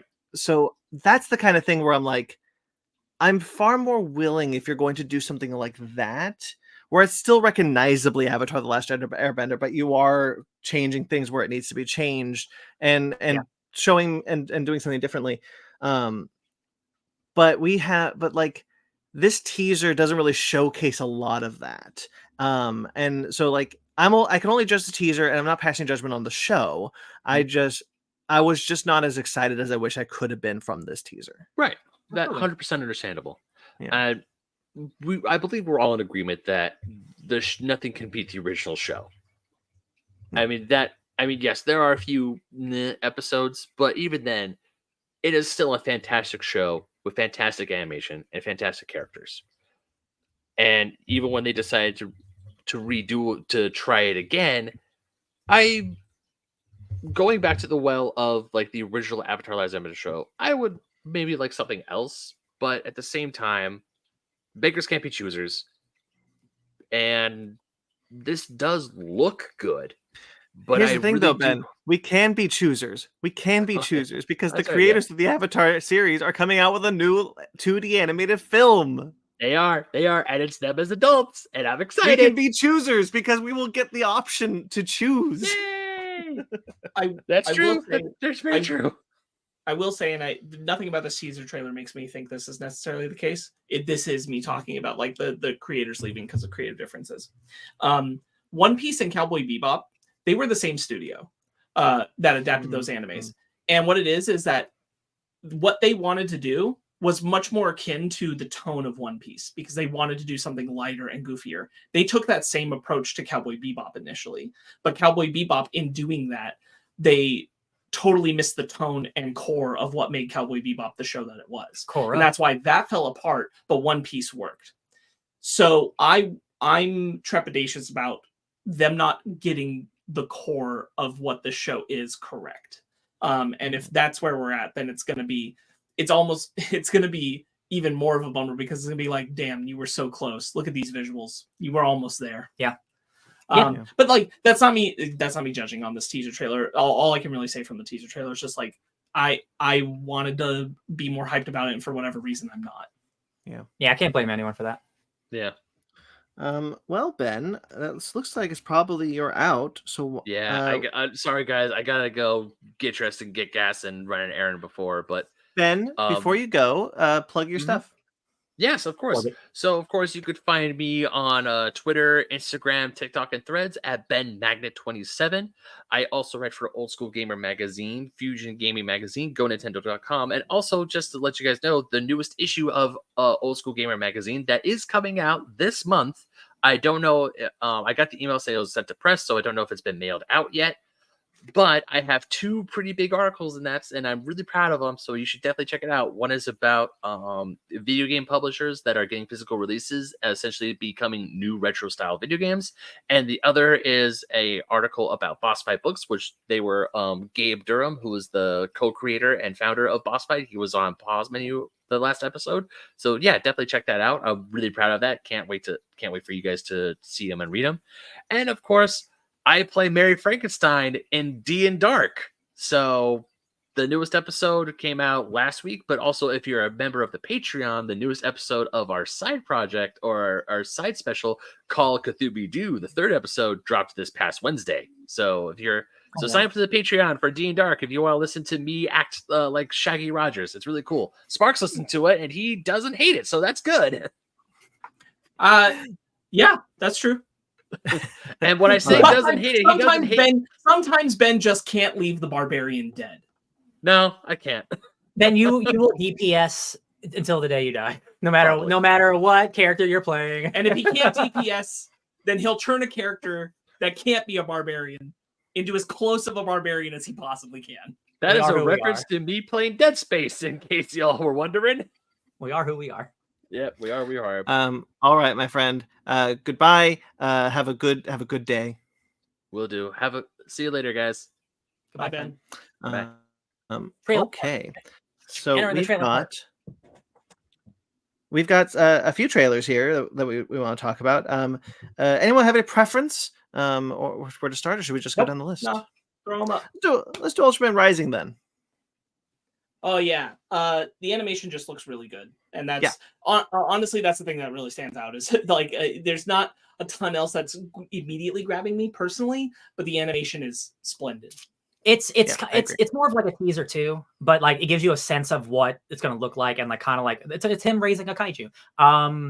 It looks phenomenal. I've slowly been getting more and more into Ultraman. And it's just a really cool character. How religious this one will be doesn't look like it's gonna be super religious, because like it's kind of like the base of that original show. But him being a dad, he's a cool space dad. Secret agent Ultraman, baseball player Ultraman. Play him in Gigabash. Looks phenomenal. Yeah. I thought the animation looked really great, but that's really all I can say about it. I just wanted to highlight. One of the 2 strings guys working on this one.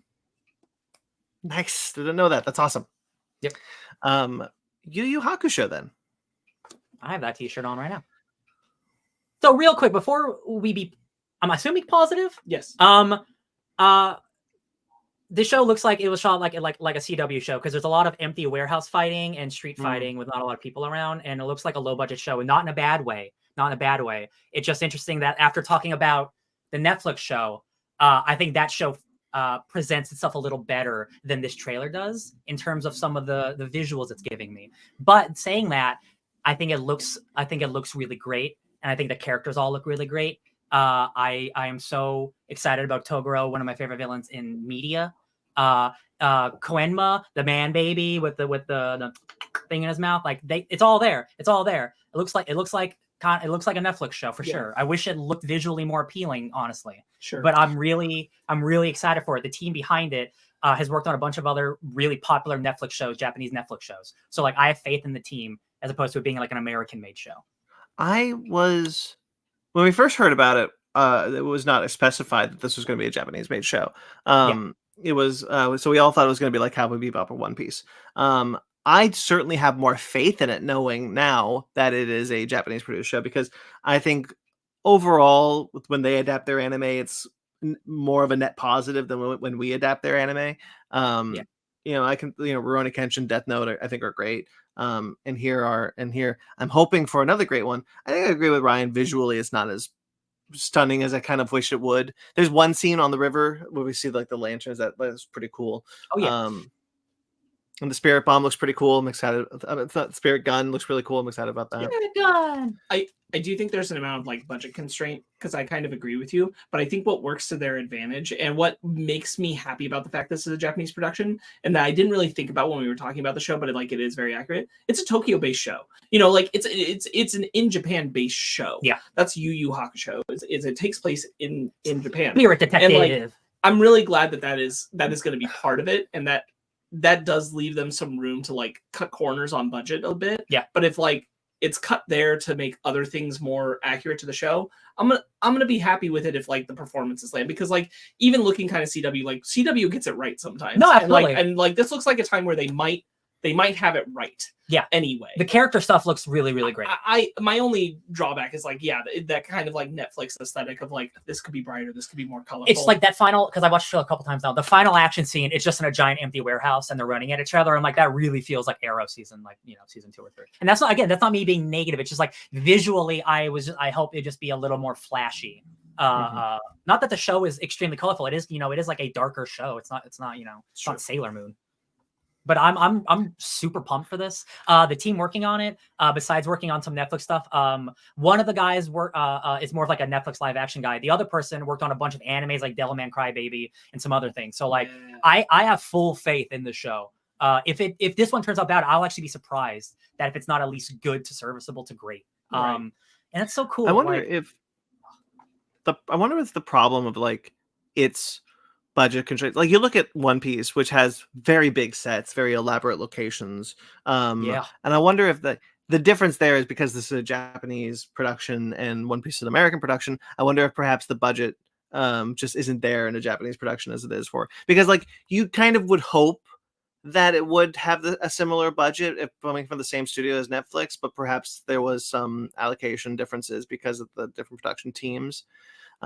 Curious to know about how that happened, but yeah, I think it looks good. I definitely think that's part of it, is that like that they are different like studios within Netflix that are doing these kinds of projects, and like this very much feels more like something that like, I don't know the specifics, but it does feel like something that would have been made in Japan anyway, and Netflix is picking up some of the bill to make it. But again, like I think the thing is like, a decent chunk of Yu Yu Hakusho you don't have to build sets for. So they are like using what they can to not have to do especially the early stuff before we get to like the Dark Tournament, where that's especially a lot of what we're seeing in this trailer is the really early stuff, and that's kind of what I mean is like if we're not seeing a lot of budget here so that we can see more budget later, because things get bigger in that show, but initially it's in the city. I'm okay with that. I'm okay with that kind of being the trajectory of it, and like it looking like that in order to get there. Because like One Piece has to do stuff like building those sets to work, because One Piece is extravagant and fantastical. It's not in the real world. And Yu Yu Hakusho takes time to get more fantastical, and even then it doesn't hit the heights of like visually of the landscape of what One Piece is doing. If they remake that opening theme song in live action, I'm gonna lose my mind. Yeah, because that really is like one of the greats of all time.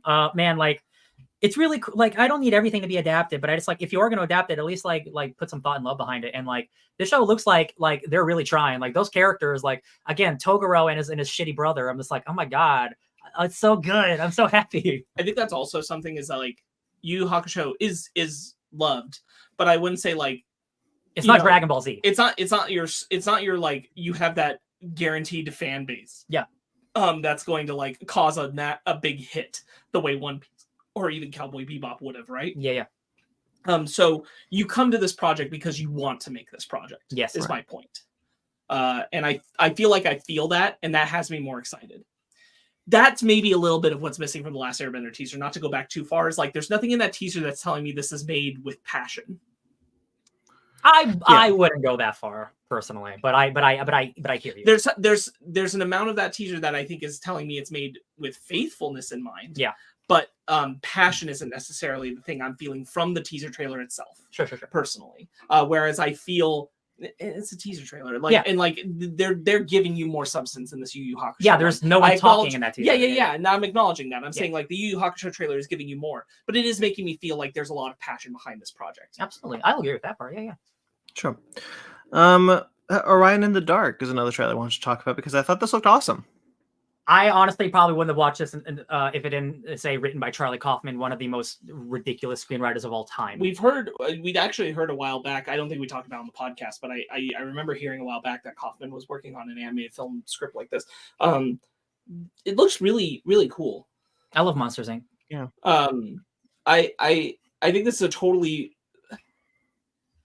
I don't love the animation. I think it looks good, but I don't love it either. But it is something that, again, like with a different screenwriter, I wouldn't care. But like this dude he's like Synecdoche, New York, and adaptation. I'll be the defense then, as I do really like the animation. I like the animation style. I like how all the kind of like concept dark and all the other creatures they look. I'm really interested in those designs. I think it's really fluid. You said Monsters Inc. I disagree. I think it's Rise of the Guardians. It's very yeah. What? I was also just like making like an offhanded joke. Like I don't think it actually looks like. Rise of the Guardians is the Jack Frost. Santa Claus. I didn't see that one.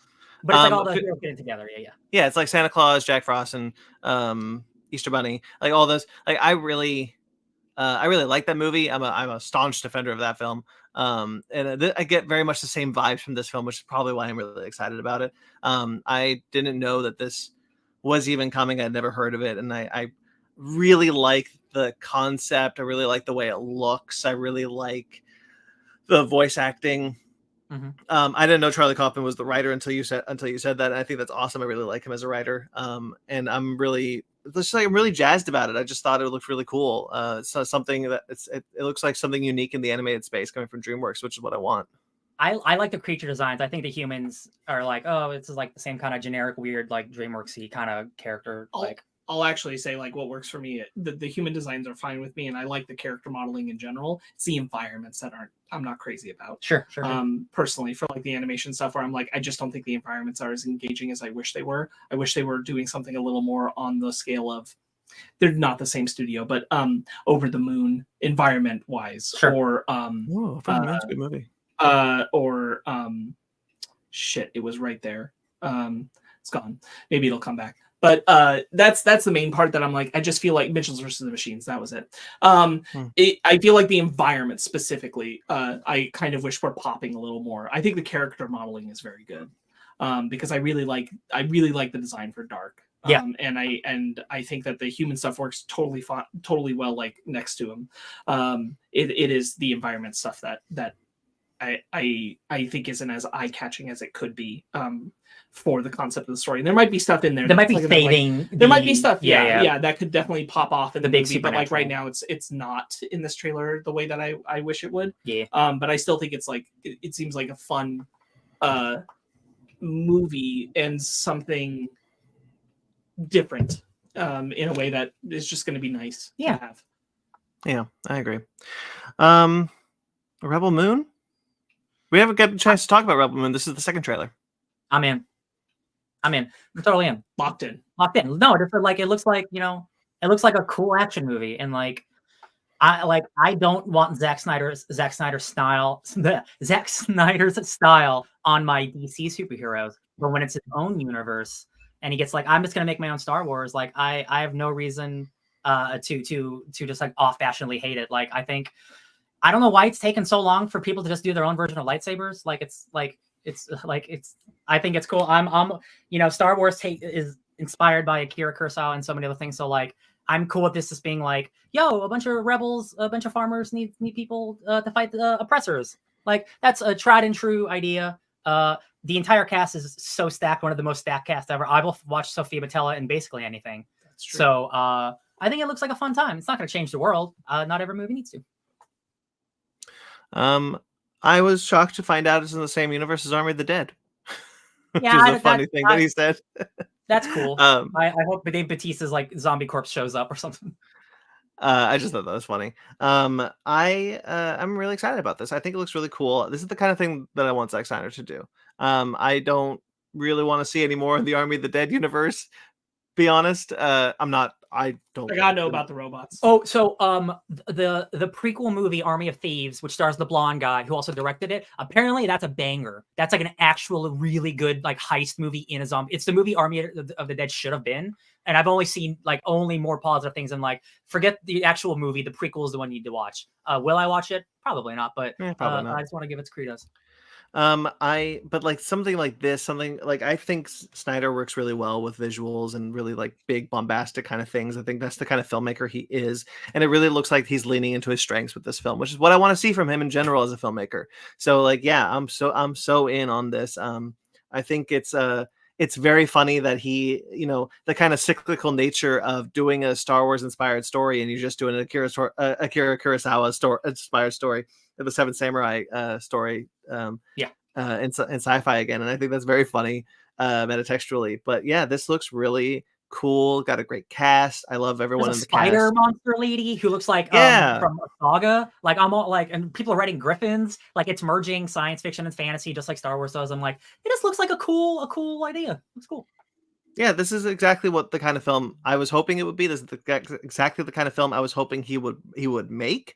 Yeah, so I'm all on board. Love it. Yeah, I'd echo a lot of what you guys say. I prefer Zack Snyder when he's on his own shit. Yeah. Echo.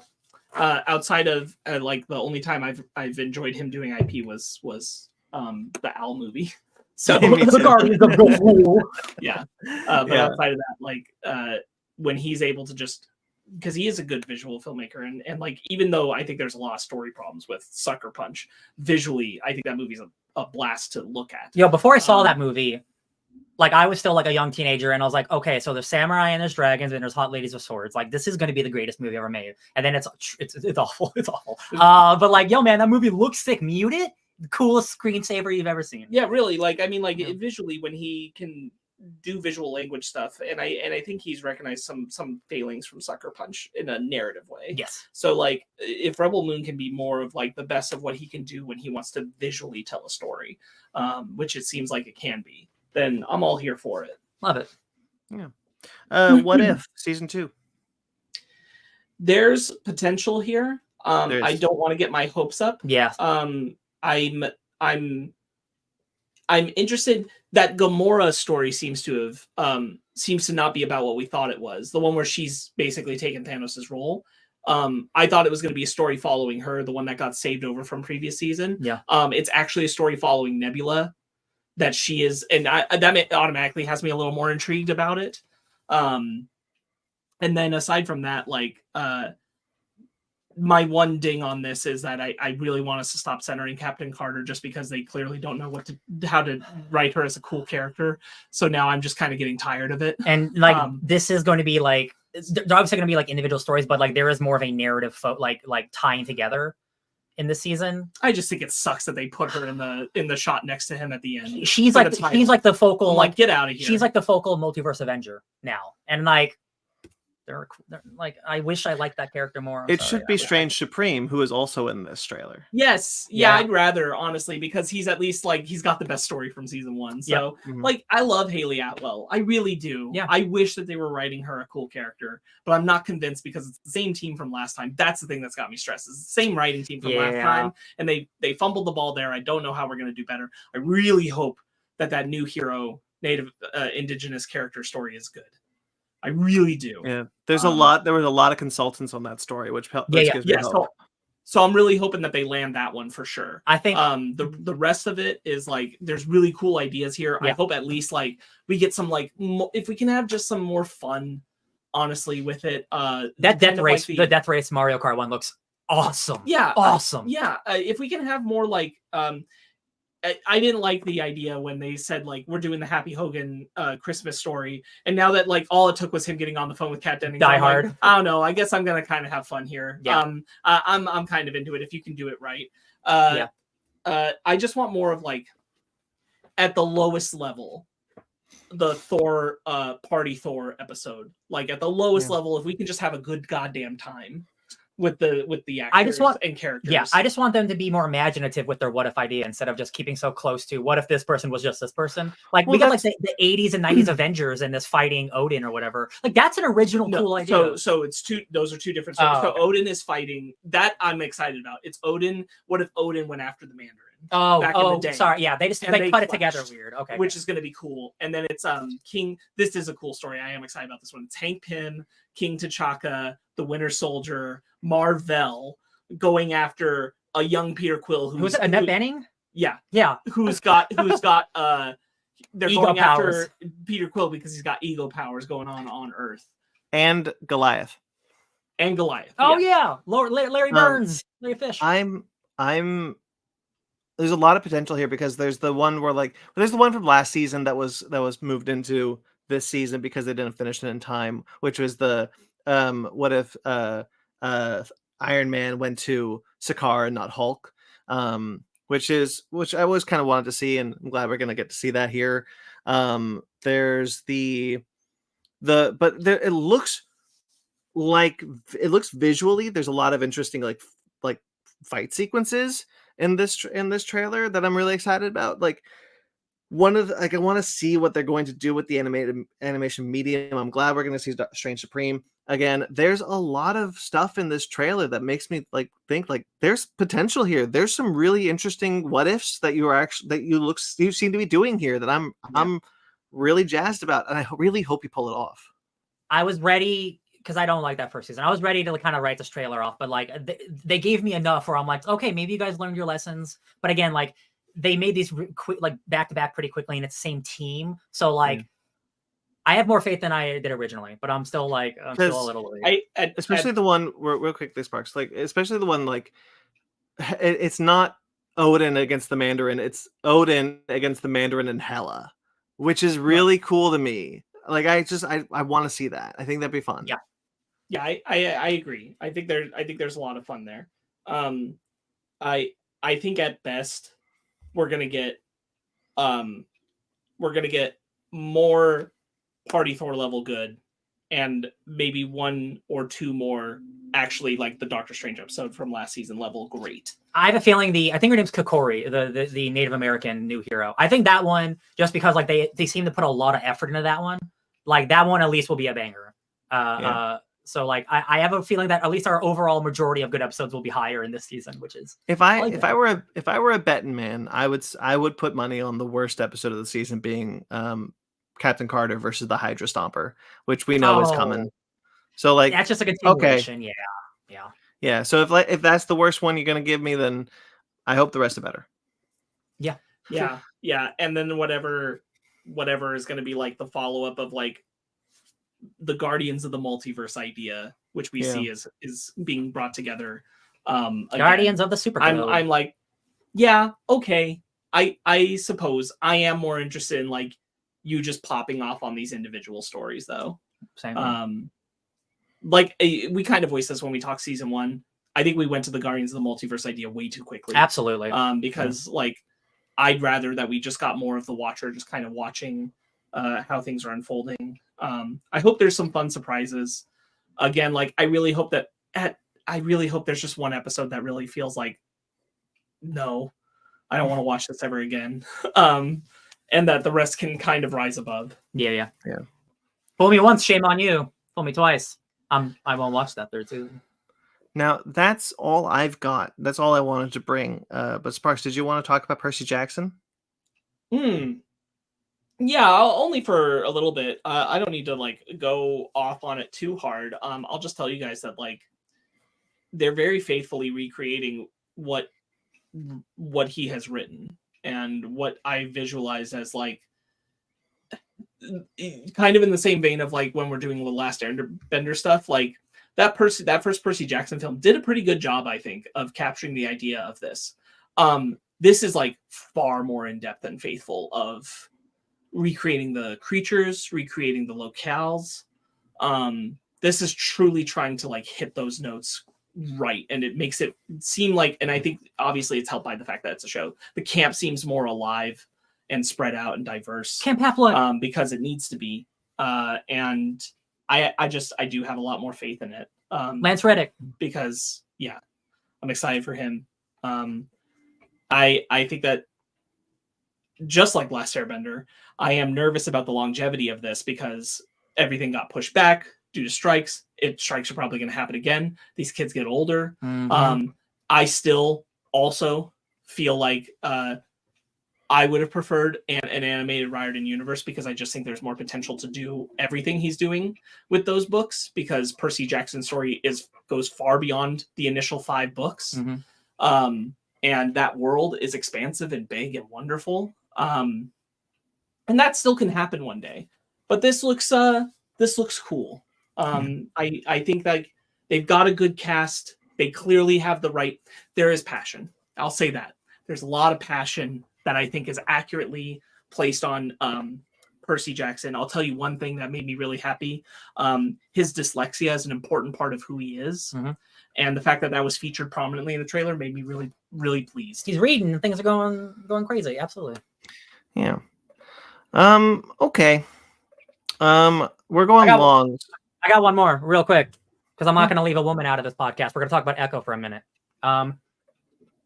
Echo's trailer came out a couple weeks ago, and everyone was like, "Oh wow, this looks like a cool Netflix show." And I'm like, "Yeah, because that's what it feels like."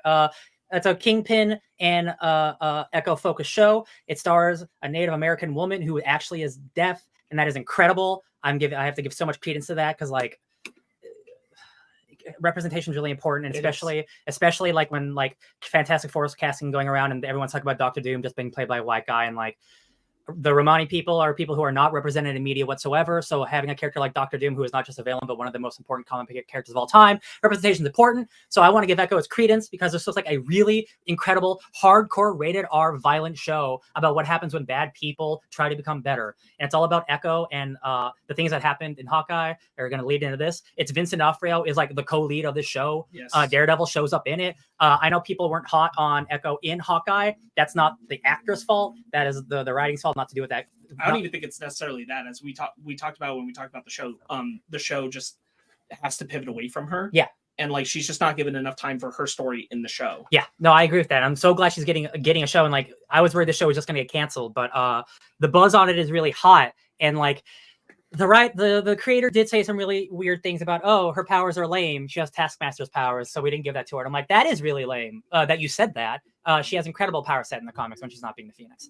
But giving her just being an incredible martial artist instead of like a superhuman makes it a little more grounded in the Kingpin world.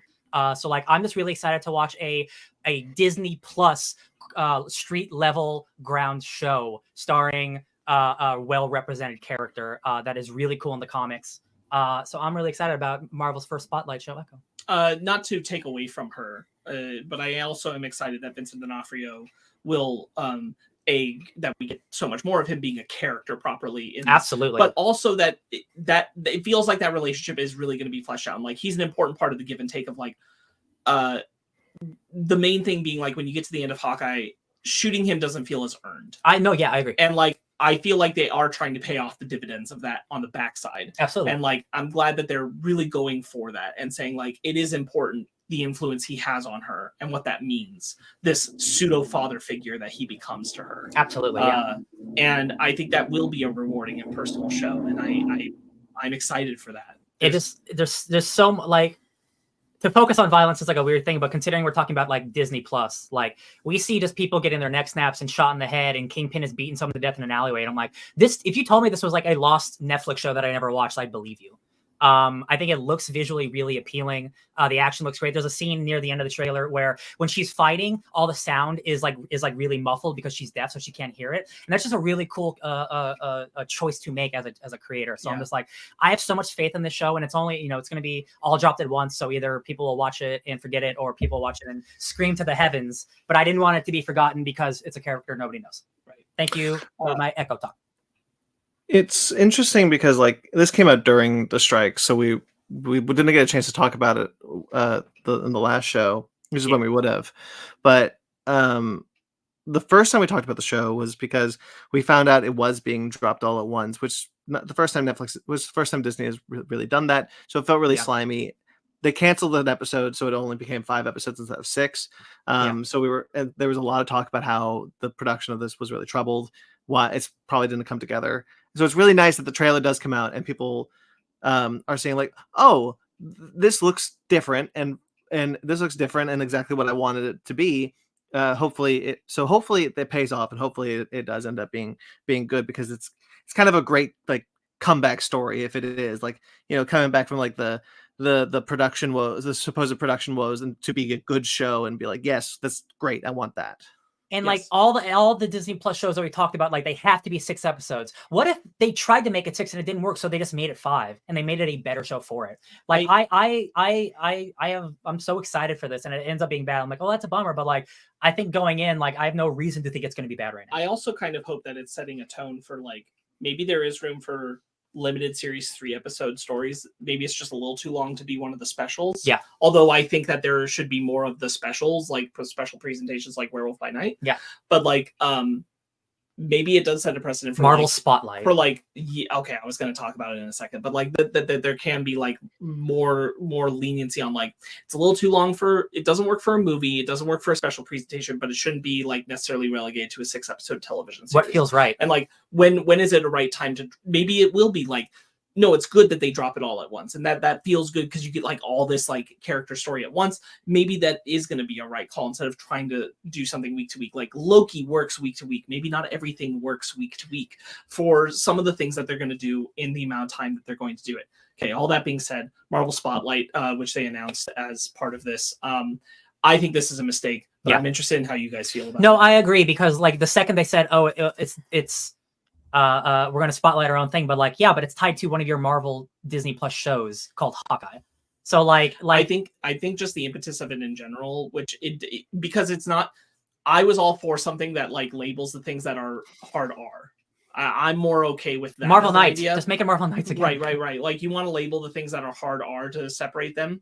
Okay. But the idea of Marvel Spotlight, the way they said it, is basically to say, like, these are the things that don't have to be so tied to continuity. And what I heard is you are telling the average viewer, these are things you don't have to care about. Yeah, and that does bum me out. And I think that's a mistake. Yeah. And also, like, on the flip side, I 100% agree. But on the flip side, it's like, yo, this doesn't have to be tied to canon. We can just make a good show. I think that's fine. Just don't put a label that you are telling the audience, this doesn't matter. Oh, yeah. No, I Which agree. is how it feels. Like, again, like, I'm all for something where you're going to say, like, it's rated R. And I think, like, if it's not going to be too tied to the canon, that's fine. Like, it doesn't need to be. Daredevil's in. Just do that. You don't have to tell the audience you're doing that. Yeah. I think that just encourages people to tune out. Yeah, I think it's a mistake. You should just call it Marvel Knights. Just like, this is our adult imprint. Yeah, Ryan's right. It should have just been Marvel Knights. They tried it with Ghost Rider: Spirit of Vengeance and Punisher: War Journal. Like, you did it once, try it, do it again. Marvel Knights. Yeah, no problem with that. I like both those movies too. It's crazy. Right. Yeah. Marvel time over. The last thing I wanted to bring up, and we're going along, so if you guys don't want to talk about it, that's fine. We can leave it now. But the Children in Need Doctor Who special came out. No, I'm happy to do that with you. I did watch it. I don't know how much you know about this. So it was a short 5-minute. I thought it was like a trailer, like a 5-minute trailer, so I didn't watch it just in case. But like, please feel free to talk about it. I didn't know. I don't know like the context. When they do the Children in Need specials, this is like for charity stuff, and Doctor Who's done this before many times. It's going back to the old show. This has been a something they would do very often. Okay. And it's basically they do like a 5-minute short, and sometimes it's just for fun. This is where in canon, like Peter Davison's 5th Doctor once met the 10th Doctor for like a 5-minute thing where like their TARDISes intermingled, and so like it's an in-canon story. So it's a 5-minute like short film. Yes. Oh, so okay. It's an in-canon story, and so like in that example, it was like this time where the 10th Doctor met the 5th Doctor and got to like share his appreciation for who the 5th Doctor was in his history, and like that happened in canon, but it's just like this little story. So like if you miss it, you're not missing anything major. That sounds cool. Okay. This one is about it's a very within the first hour after the new Doctor has regenerated, the new David Tennant Doctor, he crashes into the original creation of the Daleks, according to Davros.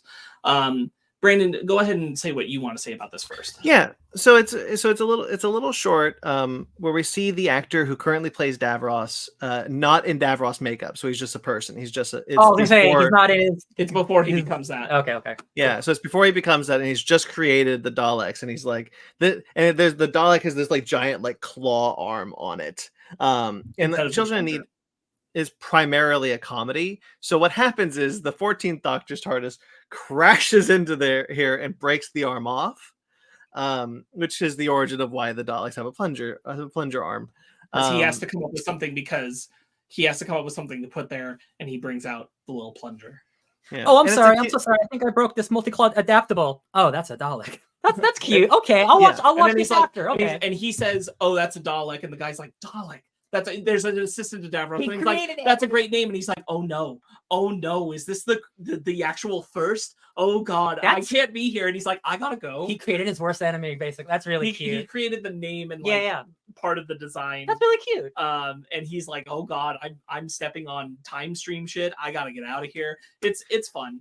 Yeah, there's Uh, a lot of interesting stuff in it, the implications in it apparently, because Russell T Davies talked about how this is Davros going forward, which might have been a misspeak, but it sounds like he's saying that Davros will no longer be seen in the future, should he show up, as the kind of half Dalek, half mutated creature that we've seen before.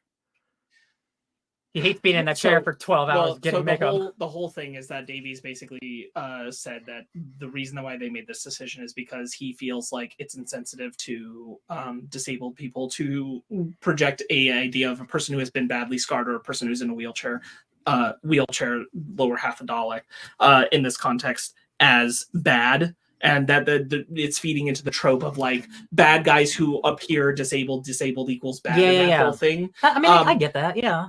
A lot of people, I think because the history is so deep, there's been a lot of backlash from disabled fans of Doctor Who. There are fans who are disabled who support this, but there are ones who are like, Davros was someone I could dress up as and be part of Doctor Who, and like and that be something they could connect to. And so like, while Davros was a villain, it was still something that they were able to connect into in Doctor Who, and like a way for them to hide their wheelchair within, not hide, I don't mean to say it that way, No, I know what you mean. include their wheelchair into a costume that worked as part of Doctor Who, and like there is no contemporary other character that fits that mold. Yeah. So it's caused a lot of like controversial responses in both directions, and I think everybody's kind of ended up at like, they have no problem with like this being before Davros ends up that way, but they're like, we don't want you to say that Davros never ends up that way. Yeah. Like, have your cake and eat it too. And some people are rubbing up against the idea that he's like, Davros will never be that again. And like that we are making it so like that's something he never becomes. And some people are like, but that's been there for so long, and that is an important part of things. And like people have shared their cosplays of going as Davros to Doctor Who conventions and things, and I'm like, yeah, I don't know if the call is necessary. I understand what you're saying, but maybe the history with this is just too long. It's with a situation like this, it's kind of like damned if you do, damned if you don't. Right. Because like you want to service everyone, but like in servicing everyone, you kind of don't service anyone because no one will really be happy. Like, Well, I think the thing is like, yeah, nobody was calling out Davros for this. no, I never. That's the thing. Yeah. It's like, I think people all like, I think it's different when you are creating something new in the universe, or you're bringing something, you're bringing a reinvention. Like if there was a true remake of Doctor Who and you did this again with Davros, that would be a discussion thing. Word. But because Davros is still the character all the way back from the 60s, nobody was really picking on Doctor Who for doing this. Yeah. So I understand, like, I think this is also just like when we talked about like the clothes change thing. That's what I was thinking. Davies is anticipating controversial backlash that I'm like, I don't know if this actually exists. It's almost like he's and I creating understand you conflicts. wanting to like, to like be more Progressive. inclusive and progressive, and I don't think that's a misguided thing, but I do think like the idea of I want to erase the idea of Davros being bound to a vehicle position, disabled in that way, and burned, as I feel that is insensitive to people who suffer the same thing. I'm like, but there are fans who've been able to appear as that character and dress up as that character and be involved in their fandom for so long. I don't know if this is too much of a disservice to them. And this character is like older than like our grandpa's. Like it's messy. I get it. I think there's also an easy workaround that you can make up some wibbly wobbly stuff to be like, oh, Davros got a hold of Time Lord technology and is able to regenerate his body, and so that's how he's able to. So like a future Davros. So Davros still has existed. You're not getting rid of that timeline of Davros in the chair. Then and you just make up an excuse to have him now be freed from it. Yeah, like with the regeneration. Like 14th Doctor interacting with him now, like changed his future. He'll still be the Davros, but maybe he just won't be in a wheelchair this time. Like don't erase canon. Like don't get rid of. Yeah, like, and like the weird thing is like he's like he because the Doctor says canon and timelines are in flux right now, which implies that there's some changing happening within the Doctor's timeline. And now again, it's unclear how much of that is just him being funny and how much of that is actually him telling us what's going to be what the next iteration of Doctor Who is going to be. But it is a strange decision that his heart's in the right place, but I think sometimes like overcorrection is a problem. Well, it's another one of those things also where he really didn't need to draw the attention to it or say it because no one was thinking that. It's so early in Davros's timeline that it doesn't interfere with what he becomes later that we usually see him at in Doctor Who. That it's like you didn't even need to explain this. Yeah. Like Davros can just be a person who.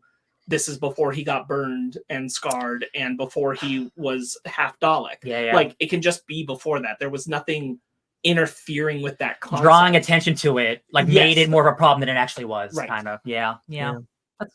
I get it. That said, it's still cool to see the actor play him before yes, it's the the same scarring. actor who played Davros at the end of season 4 back once again. That's cool. I love that design. I it's mean, a I know lot- he's a human guy, but I like that Davros design. It's a cute, fun thing. It's totally worth watching. Good time. Yeah, I thought it was like an extended trailer thing. I didn't realize it was like a short Yeah. a short skit. It's a cute little that's cool. thing. I'll watch that.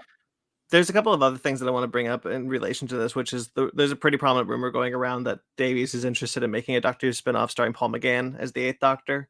I'm down, obviously. I love the Eighth Doctor. Would love to give Paul McGann his time in the sun to do something. It doesn't need to be a long-running series. Just something would be nice. A Doctor Who Marvel presentation. Right. Yeah, like a 6-episode thing, honestly, like just a small thing. I'd be really interested to see that. And Big Finish is getting a lot of new guidelines from the BBC about what they can and can't do, which has happened before, but those guidelines laxed under Moffat and now are being restricted again under Davies. So we don't know what those guidelines are at this point, but it seems to suggest that David Bradley, who's been playing the first Doctor, is now considered an unbound Doctor, which is an alternate universe version of the Doctor. And that there was some pretty significant changes that happened to Once and Future towards the end of its publishing run that because of this, and who knows what those changes are. We may never know. Some people are joking that they're just saying, okay, stop using Jackie Tyler, because Jackie Tyler, Rose's mom, has been in a ton of Big Finish productions. And like the thing is, like, Big Finish kind of became like, who's available? Who can we use? Right. And so like, and they have they planned on doing Renegade Doctor stories, which doesn't seem likely anymore. There is still one episode of Once and Future to come out. And from that radio story, like it was like the anniversary celebration storyline, and they've announced that there is one more episode, and it's coming out in essentially to bookend the anniversary year. So it's coming out in a year. Almost a year, a little under. Wow. But it's like supposed to bookend, so like everyone's like, oh, what does that really mean, and like what are they doing with it? And that had tied to a lot of previous Doctors. Eccleston was involved in that storytelling. A lot of the previous ones were. Nice. So it's going to be interesting to see how that plays out. I really liked I know you saw it too, Brandon, the meme where it's like in the charity special, David Tennant's character says like, an hour ago I was this really brilliant woman, and so it's like Big Finish looking at it like, so 60 minutes, huh, that we can play with 40 audiobooks. 40 audiobooks. All right. Yeah, an hour is a long time in timey-wimey space. right. I don't necessarily think the restricting Big Finish and what they can do is a bad thing. I just especially because Doctor Who is a multi platform series, but I worry that the restrictions would hurt like the David Bradley stories, or doing anything with Joe Martin, or doing anything else with Missy. Like I don't want to lose like, are we going to like? I don't want to lose some of the things that we've gained, some of the good things that we've gained because of these restrictions, and I am a little worried about that. That's fair. It feels like Davies wants to bring continuity closer together, and I think there is an amount of like part of why this is happening is because you're getting things like Tales of the TARDIS, and if that Paul McGann thing is true, I think he just wants to maybe like slow and control Big Finish for a moment, because it seems like he wants to utilize a lot of Doctor Who history right now. Yeah. And I think he just wants to be like, hold up. I want to tell, there's stories I want to tell, and I don't want to. I do think it's coming from a place of like, I don't want you to interfere with me, but I also don't want to interfere with you. Yeah. I want us to get on the same I don't page. want us to accidentally tell the same stories. I want you guys to be able to tell an original story that does. Yeah. Yeah. And I feel like that's a lot more where it's coming from, because he's been very like pro the Big Finish stuff in his entire tenure with Doctor Who. So I do feel like it's very much there's a lot of things I want to do with people you are using. So let's make sure we're all getting on the same page about it. Yeah, there's a lot of really cool Big Finish characters that I would hate to see kind of not be able to get published anymore because of these guidelines. And again, like the David Bradley being suggested as an Unbound Doctor kind of concerns me, because like I would like to see David Bradley return as the first Doctor, like the canon first Doctor in a future Doctor Who story, and that would be a bummer if we're not allowed to get that because of these new guidelines. But we will wait and see. We don't know what these guidelines are, and we don't really know what Doctor Who is going to look like until it's back. So we'll just wait and see soon. Yeah. All right. Your shaved hair debut. Look, it's a lion. Oh my goodness. All right. So that's. I guess that's it. Anything else? No, I'm so good. We're Netflix geeked out. All right. So that'll be it. I believe we're going back to a weekly schedule for as much as we can. So I mean, we'll like being upfront with the audience. It's our format now is basically that, and we should have done it this last time, but there was a lot going on in the strike stuff and everything. So basically what we're doing with each other is a check-in every week. And if we feel like we have enough to warrant doing a show, we will do it. And if we don't, we won't. And you'll see us doing other things. Still got movies and TV shows still coming out. So don't worry.